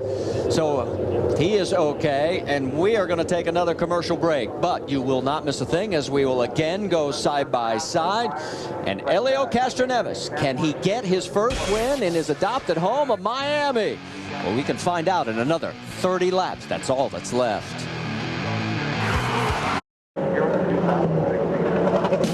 Next week, don't miss a special NBA Sunday, an ABC doubleheader. The race for the playoff heats up. 12:30 Eastern, the Suns battle the Pistons. Then at 3:30, it's either the Rockets and Lakers or Carmelo Anthony, who's right there in your screen, and the Nuggets against the Mavericks. That's next Sunday right here on ABC Sports. Let's quickly dial up our race leader. Helio Castroneves, Rusty Wallace, ABC booth. You got us. Hey, Rusty. Hey, first of all, man, it's not Helio, it's Helio. Okay, Helio, it starts with an H. I understand now, buddy. Hey, look, the car's running great, but you've lost your wingman. He's back in 5th place right now, and you got some real hot rods behind you, Franchitti and Dixon. What's the car driving like, Helio? Last stop, actually, the car was handling very, very nice. We just had a pit stop. I don't know if the tires are as good as before, but man, I'm not worried about the people behind me. I'm just worried about who's in front, and there is nobody. Okay, man, we're pulling for you. Stay with it. It's driving pretty well. We've had some crashes out there today, and keep away from that debris. A lot of debris out there today. I appreciate that, guys. All right, as we get ready to go back to Green Flag Racing, let's get more on Team Penske. Dr. Jerry Punch. Well, Roger Penske's obviously had the 2 cars that have been the class of the field here today, and Sam Hornish and Helio Castroneves, and we figured that probably Sam is going to light the fire on this green flag here in a moment and try to get up to Helio. But the question is, for Roger, what are the team orders if these 2 guys end up battling each other to the final laps here for the checkered flag? And what Roger said was, I told them both, there are no team orders. I want you to bring both cars home. Don't wreck each other, but do the best you can to win the race. No team orders, guys. Every man for himself. Jackaroo? Dario Franchitti absolutely does not like this racetrack. His record here has not been good. He may be changing his mind, though. He's got a good car, and all of a sudden, talking to John Anderson, who calls the shots here on pit road, he says he notices with Dario Franchitti today a certain level of calmness and security with the car. They've kind of talked him through a couple of things, try to stay out of the marbles. In fact, down here in the pits, Jamie, they're having some fun. They just threw me a bone saying, we've got a fuel problem. I said, what is it? Jamie, he says, we've got to get rid of it. It sounds like they're having some fun with you. However, they're not having fun in the Weldon pits right now, guys. As I reported earlier, a little bit of bad timing on their part. They entered pit road right as they did. They closed the pits. That means Dan had to drive through, could not stop. He was running out of fuel at the same time, so he had to come back around. That's a penalty. If you go through, you have to come through for a stop and go. So they had to splash some fuel, went out for one more lap, and then came in for the full pit stop for fuel and Ford Firestone Firehawk. So they are running behind right now in 4th place. They were running up there chasing down the Penske cars. So right now we'll see if their luck turns around for the number 10 car, Dan Weldon. Oh my, you could see the sun glare as it continues to set coming out of turn number 4. If you're just tuning in, it has been a very eventful day. Started very early when Brian Herta never made it off of pit lane at the drop of the green flag. Then quickly Marco Andretti went out with a broken half shaft. Buddy Lazier caught on fire. Vitor Meira also dropped out early. And then it was Team Penske sort of running in lockstep, sneak in a few runs there by Dan Weldon. And right now you've got Castroneves back out in front, Dario Franchitti in 2nd, Scott Dixon 3rd, Dan Weldon 4th, Sam Hornish Jr. in 5th place. It is a 5-car shootout if Hornish can work his way through that lap traffic and get back to this lead group. Well, I'll tell you what, Franchitti might not like this track, but he needs to learn to like it real quick because he's got a fast enough car to win this race.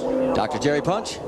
Spotters negotiating on the roof at the request of Roger Penske. Then they have told him that Sam Hornish can go high if he wants to go around the 8 car. Sharp will give him room, but only on the outside.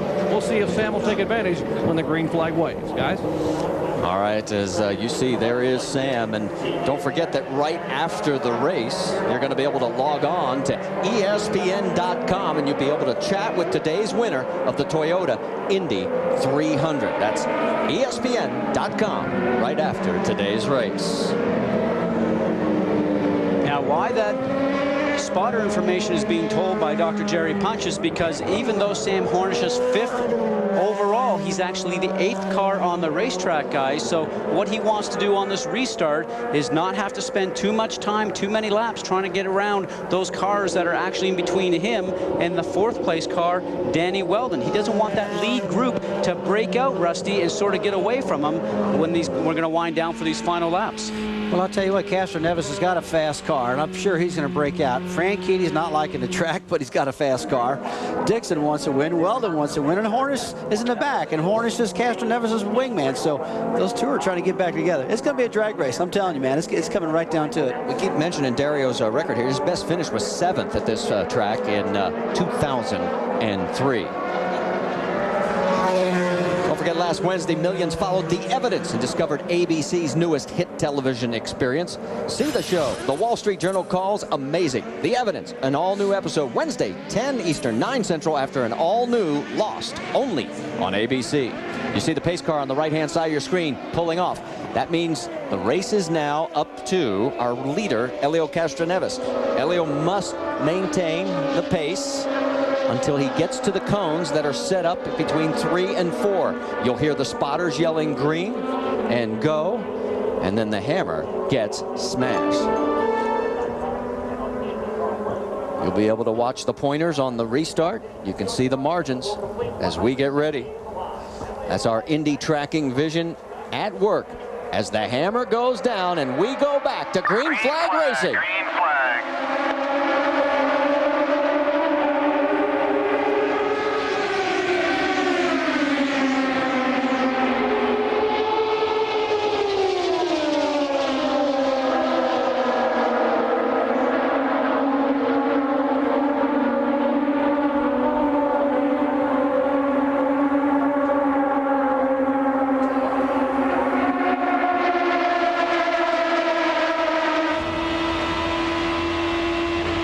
That glare, guys, we talked about. Boy, and Weldon gets around Franchitti and makes it look easy going into 1. So Weldon is up to 2nd place. Meanwhile, Castroneves has opened up a wider margin. Down the backstretch they fly. I tell you, Weldon's got a ton of confidence in that car, guys. He made some maneuvers just then that I don't know if I'd have made. Here he goes, ducking down back on the low side now, trying to get the draft off the car in front, Castroneves. It's Castroneves, Weldon, Franchitti, Dixon, and Sam Hornish Jr. That's your top 5. And there's the battle with Dixon trying to get around Franchitti. And a blocking move by Franchitti, just taking him down to the white line in the middle of the backstretch. You can see the sparks flying out from underneath these cars. And here comes Weldon. Weldon looking to the outside of the 3 car. You're on board with Dan Weldon. That's Helio Castroneves right in front of him. Now he looks like he has the speed. He's got the draft going down the backstretch into 3, looking on the high side. We heard the Penske cars talk about running a little bit more downforce to try and get a little bit more grip. I wonder if the car of Weldon's does not have that much downforce, allowing it to go faster down the straight, Marty. Well, but the thing I'm noticing, guys, he's getting much more grip coming out of 4. Remember, he was drifting up there earlier in the race. Now, watch him coming out here. He can basically drive it where he wants it. It's coming right to him. I'm telling you, here goes Weldon. I'm telling you, he's got this grip side by side. Inside. You're clear behind. You heard the... Still inside. Still there. The crowd in this 65,000 seat facility on their feet, and look how close they're getting. Still there. Oh, man, I'll tell you what, they're cutting it close right there because they're going to lose that air side to side. But, hey, they got to do it to win this race. Weldon's, this is his best chance yet. Still inside.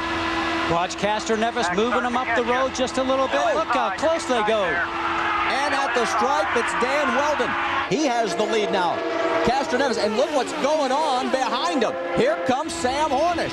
While all these guys are making a big, huge hole in the air, it's allowing everybody else to tuck up underneath them. Absolutely. Those guys 3rd, 4th, and 5th, and you now see that Hornish has actually got himself back up to the mix also. Those guys are loving that.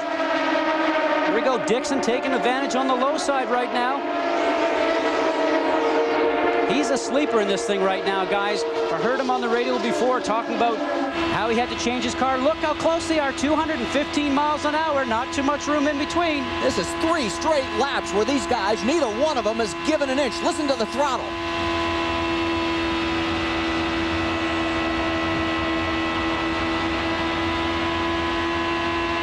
You don't think that these guys are working hard?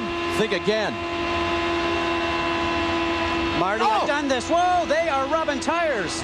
Guys, that's too close, man. I'll tell you what, this is getting hairy out there right now. Marty, you see Rusty's jumping around in his seat over there? Look at this, 3 wide. Man, I'm glad I'm up here. I'll tell you what, because Weldon's on the outside. If Helio comes up, I mean, Weldon's got to watch Helio because he's making that tight move, and if Helio comes up, they're both out of there. Jerry? Elio just said it's hard to hold the car. It's slipping and sliding. He said it's not as good as nearly as good as it was 50 laps ago. He said, I'll try to hang on, but this car is not gripping. I'm sliding all over out here. Well, if he slips too far, whoa, like that, we're going to have a major accident. And why is the car slipping? It's slipping because of those new wing angles that we have. Drivers want to be brave. They want the speed. Not much, and they are touching. Oh, man, this is getting awfully dicey. And there's Dario Franchitti in the 27 car. He's looking to the outside. Here comes Hornish through. We've got 3 wide for 3rd, 4th, and 5th, and Dixon gets out of it. I'm telling you what, he's getting his wingman. Helio's got Hornish coming right now. Hornish is getting ready to work that bottom lane and pull up behind Castroneves. And Castroneves is needing a drafting partner right now because Weldon is wearing Castroneves out. Gets behind him, looks for that little bit of a draft now to try and launch himself forward on the high side. Next time by, 10 laps to go. Elio gets a little bit of a breather. He's got some open air, finally. But here comes Weldon again. Marty, you just a moment ago mentioned it. There's not a person sitting down in these seats around here right now. They're all standing. Here comes Dan. He's going to try that outside again. Question for you guys. Could he have worn out the tires with all that earlier maneuvering? Has he got a little wear here, and that may be why he can't get back up on him? Well, he's taking the spark off the tires, and Elio did the right thing, guys, because he made him go around the high side, the long side. Now, I will tell you that in the last lap, turns 3 and 4, typically here, the high side is the fastest. Is Danny Weldon just going to sit back right now and not show his hand because he knows he might be able to get the job done? We saw him lead a couple of times on the high side off of 3 and 4. Is he just playing it smart and waiting? No way he's playing it so, Scott. You know, he's trying to get the pass done right now. He's worried about Hornish behind him. And I got to tell you, I'm looking outside, and this huge crowd is going nuts here at Miami. Let's check in with Jerry. 2 years ago, Elio Castroneves was passed with less than 10 laps to go to give up the win here at Homestead. He promised his team, guys, that will never, ever happen again. Not with less than 10 to go. I've never won here, and I desperately want it, and I'm going to give it to you. He made the promise. The question is, can he keep it? 7 laps to go. It's Castroneves, Weldon, Hornish, Franchitti, Dixon, the top 5. Anybody makes a hiccup, the other guys are going to say bless you and pass you. We don't see them making any adjustments on the car. His hands are just basically sitting up there like he's driving down the highway at 10 and 2. No adjustments really going on right now inside the car. Maybe the car is as best it can be. Rusty, I really do think he's going to pop out with a lap to go and show Castroneves what he's got. Well, I'll tell you what, he just might do that, but I can guarantee you right now, Roger Penske and Chip Ganassi, their hearts are pumping so hard they're ready to jump out of their body, buddy. Let me tell you. I'm up here. My heart's pumping, man. All the preseason picks said it was a Team Penske and Team Target Ganassi that were going to be the battle up front. Well, here we are in the first race. 5 laps to go, and guess what? It's Team Penske and Chip Ganassi's racing team going 1, 2, and 3. Look at Penske. He doesn't even want to look at the track. He's so nervous, man. I'm telling you what, this is side-by-side racing. Yeah, forget about the fact he's won 13 Indy 500s. Every time you come to this kind of moment, you are nervous.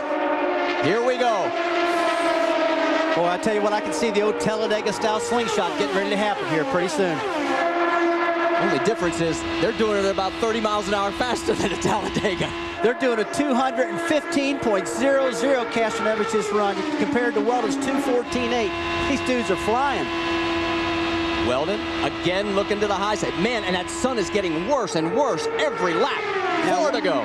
Watch Castroneves' car because it's starting to dance around. He's working so hard to keep it on the low side, guys. Watch the back end of that car. It's just starting to hop around the road a little bit. Trying to break up the draft. Elio still hugging the bottom of the racetrack. He's telling Weldon, if you want it, you're going to have to do it on the high side. And this time by 2 to go. And it's hard for Castroneves to hold that bottom lane now. These tires are starting to wear a little bit. He's been running them awful hard. I can guarantee you that last lap he'll be looking in his mirrors to exactly see where Weldon is, and especially that run through 3 and 4 in that last lap where typically this race is always won. We're coming down to the final lap through 3 and 4. You're on board with Dan Weldon. There is the glare one more time. White flag. White flag, white flag. Does Dan Weldon have anything left? If he's got it, he's got to pull it the trigger now. Castroneves lives in nearby Miami, has never won here. Here we go, down the backstretch. Weldon on the high side, side by side, through 3. Who's going to win it? Coming to the home stretch. Castroneves on the inside, Weldon on the outside, at the stripe. It is Weldon. Weldon beats Castroneves. His 10th career win, 2nd straight here at Homestead. And again, heartbreak for Elio. I couldn't believe it. Weldon on the outside by a foot. Now when you got outside of that turn 4, man, hey, give me 5 of that one. I told you. You called it, Scotty. You did. Amazing run out of Weldon. What a race here at Miami Homestead Speedway today. That last lap, 215.1 miles an hour. Nobody lifted. I know one thing. I need to take a break because I'm out of air. Listen to how calm he is, though. He's just actually talking like not a whole lot happened. Man, oh man, this guy is a true champion. Unbelievable finish. And how many times have we seen this in the Indy Racing League? Anybody that says the Indy Racing League doesn't have some of the best side-by-side finishes are crazy. These cars were incredible today. I've never seen such grip, such talented drivers. Castroneves and Weldon side-by-side, a half an inch apart, bump of wheels for 3 or 4 laps in a row, Scott. Now, if I was going to start a team and needed a driver, I came to you to hire you. Would you drive? Heck no, I wouldn't drive. I told you a long time ago I wouldn't get out of an electric chair to drive one of these hot rods. Let's go back. The margin of victory, 14/1000th of a second. And that's what it looked like at the finish line with Dan Weldon getting Elio Castroneves at the stripe. Well, I'll tell you what, old Chip Ganassi, I know him, you know, he's got a little bit of a belly on him. I'm sure that maybe he's poked out pretty big right now walking the victory lane. That margin of victory, the 14/1000th of a second, the 9th closest in IndyCar Series history. And look at that. And Elio's thinking, oh, Sam, I wish you were here to help me. Just couldn't get up there. You got to feel really bad for Castroneves. What a great hot rod he had today. Team Penske cars were flawless throughout the day. They had great horsepower, great handling. We could see earlier, guys, that Weldon's handling was getting better and better. He's working that top groove and getting that momentum going. It was really looking good for him.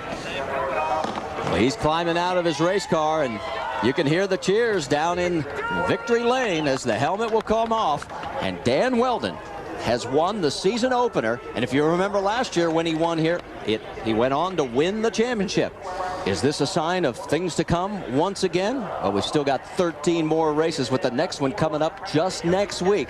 But right now, the celebration continues on what was a dramatic finish to another great IndyCar Series event. And there was Dario Franchitti. He finished in 4th. And let's go to Jamie Little. Well, Marty, that was the 9th closest finish in IndyCar Series history. And Dan Weldon, all of us, I don't think anybody in here took a breath, including your new boss, Chip Ganassi. How did this whole program come together so quickly for you, Dan? You had a new engineer, a new team. Well, I think what's very important about today is our thoughts and prayers are with the Dana family and everybody at Rahal Letterman. It's, you know, it's a very, very sad day. And I think hopefully we put on a good race, which I think we did, and you know the IndyCar series never fails to do that. I think it's certainly a very entertaining series and probably one of the most competitive in the world, but just a very, very sad day. We know that you ran his number on your side pods here, and I'm sure he was motivating you out there just knowing you had to put your head down and go to the grindstone. Let's talk about the closing laps with Helio Castroneves, though, Dan. You guys even touched multiple times, we saw. Take us through it. You know, that's the thing about the IndyCar series. I think everybody respects one another an immense amount, and you could see, you know, that we could run very, very close, and I have to give Helio credit. Whenever you run side by side with Helio, he gives you just enough room, and I hope I do the same for him. But you know, it was entertaining as always. Dan, I have to ask you, as an athlete, as a race car driver, what everybody went through today, how are you able to put your race face on and come out and put such a great show on and take home the victory?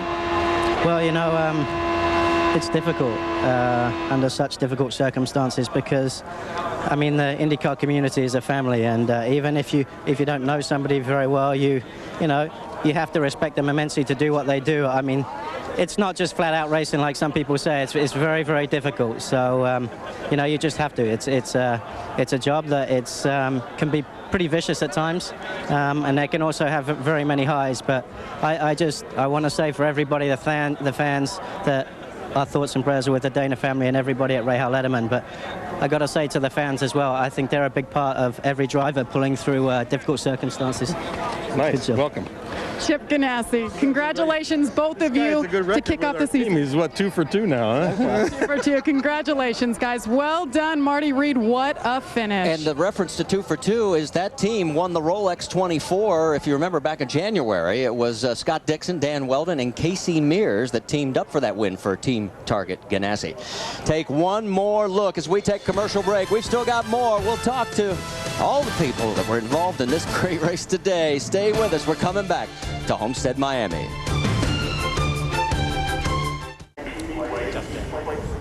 Welcome back, everybody, to the Homestead Miami Speedway. You know, auto racing just never fails to deliver such highs and lows. I can't tell you the mood and the feeling around this track at 12:45 when it was confirmed that Paul Dana had died in that crash. And then those of you who are with us who just watched some of the most dramatic wheel-to-wheel racing that I have ever seen, Castroneves and Weldon, you can't ask for a more dramatic finish than that. And as Marty told you, just a fraction of a second separated them at the finish line. Take a look again.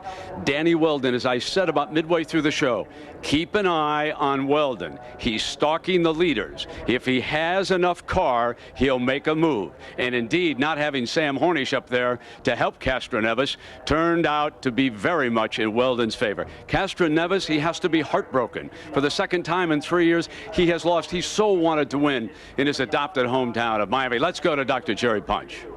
Well, exactly, Brian. He had promised that it wouldn't happen again like it happened 2 years ago. And Helio, what a fabulous finish here. What happened in those last 5 laps between you and Dan Weldon? Well, basically, he was very smart, not trying to race in the beginning, but I knew he was fast in turn 2, in turn 4, but towards the end, he just decided to stay there. I saw his car pushing and said, okay, I have under control. And I remember 2004, I gave the inside lane for Sam because I thought the outside was faster. I said, there is no way he's going to pass the inside, and unbelievable. I mean, I don't know what to do anymore, but it was a fair race. He did a hell of a job. You know, we almost touched. It was really close, but hey, that's what a racing, you know. It's close, but hopefully in the championship, we're going to have more fun like that. A great run today. Absolutely, thanks. Helio Castroneves, what a great finish here at Miami. He comes up second by just that much again here at Homestead Miami Speedway. Brent? Indeed, Doc. You just couldn't ask for anything better than that finish. In fact, the entire race, and let's take you through the top 10, how they finished. Directly behind Weldon and Castroneves, there was Sam Hornish Jr., who was trying to come back at the end. Franchetti, Dixon, Matsura, Sharp, Giafoni, Schechter, and Cheever round out the top 10. When we come back, Marty and the guys are going to take you through that dramatic finish. Back to the booth, and here's Marty Reed. Well, thanks, Brent. You know that Team Penske led 187 of 200 laps, but they didn't lead the one that really counted. Let's take you back, guys. This was absolutely some of the most exciting side-by-side racing. All three of us, like the others in the grandstands, we were standing up watching this. Take it away. I'll tell you what, Scotty called it, man. He said, Rusty, he's going to get it on the last lap. I'm telling you, it's going to be a photo finish, and he was right. You know, anytime he's not making any adjustments inside the cockpit, he's not trying to make the car better. I just thought he was going to sit back there and take a shot at it because he was happy with what he had. He tried him, knew that he could get up on the high side of him, knew that he could lead, and then he just sort of fell back and thought, I'm going to take a run at it on the very final lap. But you could see it, Scott. He'd pull out, then he'd get back in line. He'd accelerate on the back of Castro Neves, and he'd pull out and get back in line. It told me then he's got the power to do it. And he kept working that turn 4 where he had all that momentum, and he pulled it off right there. He certainly has the magic because he's won so many races. And as we go to the stripe, we'll take you around and listen to Dan Weldon at what he told his team when he crossed the line. Right on, buddy.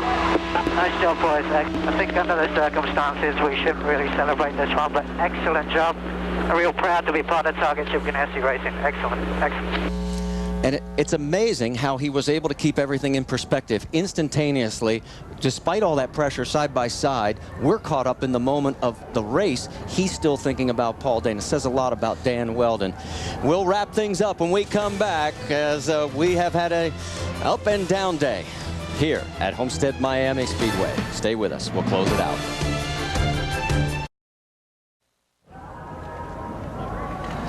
You look at the number 10 car in victory lane. That was supposed to be Sam Hornish's car. If Sam could have done it, he wanted to do it. He's with Jack Arute. There's certainly things you can't control, is to be stuck on pit road when a yellow comes out. Yeah, I mean, you know, what's happened so many times to me, I don't really know where to start, but, you know, we got to keep our heads up. You know, Marlboro Team Penske came home with 2nd and 3rd today, and that's exactly what we needed to do if we couldn't win. And, you know, we got all the laps done, and it was just, you know, a tough day for us out there. We led so many laps that, you know, when things go that well for you, you're just waiting for the other thing to drop and something, you know, bad to happen. But, you know, what can we say? We finished 3rd. We can't be too sad about that. Thanks, Sam. Thank you. Sam led 145 laps. Just didn't have the one that counted. We'll be back right after this break. Under the sunshine at Homestead, Miami, a dramatic day of racing. Young Marco Andretti, just one of many who could not finish this race because of early incidents. Sam Hornish Jr. quickly took the lead. And promotional considerations have been brought to you today by Toyota, XM Radio, and Firestone. ABC Sports is online at ESPN.com. Search ABC Sports. Coming up next now, world news tonight or your local news over most of these ABC stations. And ladies and gentlemen, this is a day dedicated to the memory of Paul Dana, who today was going to make his first start for Ray Hall Letterman Racing and just his 4th IndyCar Series start ever. He made his first start at the same Homestead Miami Speedway 1 year ago and finished 10th. A graduate of Northwestern University, he started as a journalist, and today he lost his life in an atrocious crash here early in the final practice of the Speedway. Paul Dana dies at the age of 30. Our condolences go out to his entire family. An unforgettable season opener for the Indy Racing League, but for all the wrong reasons. 30-year-old rookie Paul Dana died today after a crash during the morning warm-up for the Toyota Indy 300. Sports Director Dave First begins our team coverage live from Homestead, Florida. What a tragedy, Dave. Hi, yeah, good evening. And obviously you just witnessed what happened during the race portion of the ABC broadcast. Dan Weldon defending his championship here at Homestead from a year ago. He won last year, he won today as well. But on the scoring pylon, it doesn't say number 10, it says instead number 17 for 30-year-old Paul Dana, a one-time sports writer, driver, now dead at the age of 30. It doesn't happen in every race, but in certain events, in certain tracks, the IRL has a quick practice the morning of the race. Today, it was a practice turned tragedy. Just 3 minutes into it, Ed Carpenter, the stepson of IRL founder Tony George, spins and nearly comes to rest at the bottom of turn 2. When IRL rookie Paul Dana doesn't slow down in time and plows into the back end of Carpenter's car. Oil and debris goes everywhere. Sources tell 6 Sports that Carpenter had to be revived once safety workers arrived. But Dana's injuries were far worse. Both drivers had to be airlifted to Jackson Memorial Hospital. the top trauma center in the Miami area, where just before noon, Dana was pronounced dead due to multiple trauma. 45 minutes later, the news was announced at the track. Obviously, this is a very black day for us. And on behalf of all of our team, David, our sponsors and associates, our prayers and sympathies certainly go out to Paul, his wife Tanya, and the whole Dana family. The yellow lights were called immediately and all systems functioned properly. You know, it's just a busy time out there with a lot of cars and a lot of traffic, and Paul was the second arrival on the scene to the accident, or the second car involved with the accident. A moment of silence was observed just before the running of the Indy 300, and the race and life continued. But it did so with heavy hearts, and will do so for some time, with thoughts of the man that drove car number 17. And you're looking live now at the pit stall for Paul Dana. Ray Hall Letterman Racing, by the way, also pulled the other two cars, one for Danica Patrick and one for Buddy Rice. Those two drivers did not participate in honor of Paul Dana's passing. One update, though, on Ed Carpenter. He did have a CAT scan this afternoon. Everything came back negative, so he is fine, although they will keep him in the hospital for the next few days just as a precaution. That'll do it from here. Much more from here coming up later in sports. For now, though, we want to head to where Linda Allen is, and she watched today's race with a bunch of IRL fans. It must have been very difficult to do that right there at 16th and Georgetown, Linda. Well, Dave, all day long we've heard it's a sad day. IRL family members, fans, all of them, hard to believe what has happened. Many of them seeing it unfold live as they were watching developments through the warm-up today. You know, he was a rookie driver, but Paul Dana is being remembered as an accomplished mechanic who, through perseverance and dedication, literally worked his way into the driver's seat. His death today is hitting the IRL family particularly hard. It's a close-knit community of teams and fans who, in times like this, come together to help each other through. It's not just a sport here, it's an industry in Indianapolis, so there are lots of people involved in the sports, neighbors, friends that are part of the industry. So certainly when something like this happens, it probably has a greater impact here than in another community. Today, hundreds of IRL fans kicked off the race season with this annual party at the Brickyard Crossing. John Hartzler loves the sport and is excited about his new season. But like everyone here today, he feels the loss. Dana's death has put a huge damper on the celebration. They're in mourning now. You know, how can you race when you're thinking, you know, you just lost a teammate? You know, how can you do that? It's a terrible thing. It's a very terrible thing. I met Paul Dana at Kentucky Speedway a few years ago when he was driving in IPS, and he came up to the IRL crew tent when I was working there. Very nice young man. It's a sad day. From fans like Eileen Schultz to folks here at the Motor Speedway who knew Paul, they say he was a terrific guy, understated, very genuine, couldn't have met a nicer fella. He moved to Indianapolis in 1998. He lived here with his wife, Tanya, and according to reports, she learned of his death this morning in Indianapolis while she was attending church. The IRL and each team has what's called a disaster team in place for times like this. There are specialists on hand that can work with the families, like his family. They also work with the team and even officials who work to clean up messes like this on the racetrack. As you can imagine, witnessing something like this can be very traumatic, and these folks are going to need a lot of help in the days and months ahead. We'll have more reaction tonight for you on the Nightcast, including whether or not some people think this sport is really worth the loss of a life. Reporting live for the Motor Speedway, Linda Allen, 6 News. All right, Linda, much more. A moment of silence for Paul Dana, the Indy Racing League driver from St. Louis who lived in Indianapolis, killed today in Homestead. He was just 30 years old. The excitement of a new season, a fresh start for the IRL, marred by tragedy today as a young driver is killed before the season gets underway. Dana involved in a practice crash this morning. Shortly after the track officials opened the track, here it is, Ed Carpenter losing control, hits the wall, slides down the track, and then watches. Dana comes into your picture right here at 176 miles per hour. He never slowed down, and he splits the Carpenter machine. Dana died later at a local hospital. Carpenter is in stable condition. Carpenter has no broken bones and is expected to fully recover. Dana is the first IRL driver to die since Tony Renna suffered fatal injuries in a practice crash at Indianapolis in 2003. Dave First is at Homestead Miami Speedway and joins us from the track. Terrible news to start the year, right, Dave? Absolutely, and it's amazing. Unfortunately, these drivers go through this way too often. Tony Renna, you go back to 6 years ago to the kart days that a lot of these drivers were involved in, and you have the loss of Greg Moore, who died in a spectacular accident at the California Speedway out in Fontana, California. Hard to believe that's now been 6 years. Greg, of course, lived in Indianapolis as well. But it's amazing to see how these guys compartmentalize all of these emotions to try to turn things off and on because, oh, by the way, there was still a race today and they had to hop in these cars and drive at 220 miles an hour wheel to wheel for some 200 laps. The guys that seemingly can do it the best, Tony Kanaan and Helio Castroneves.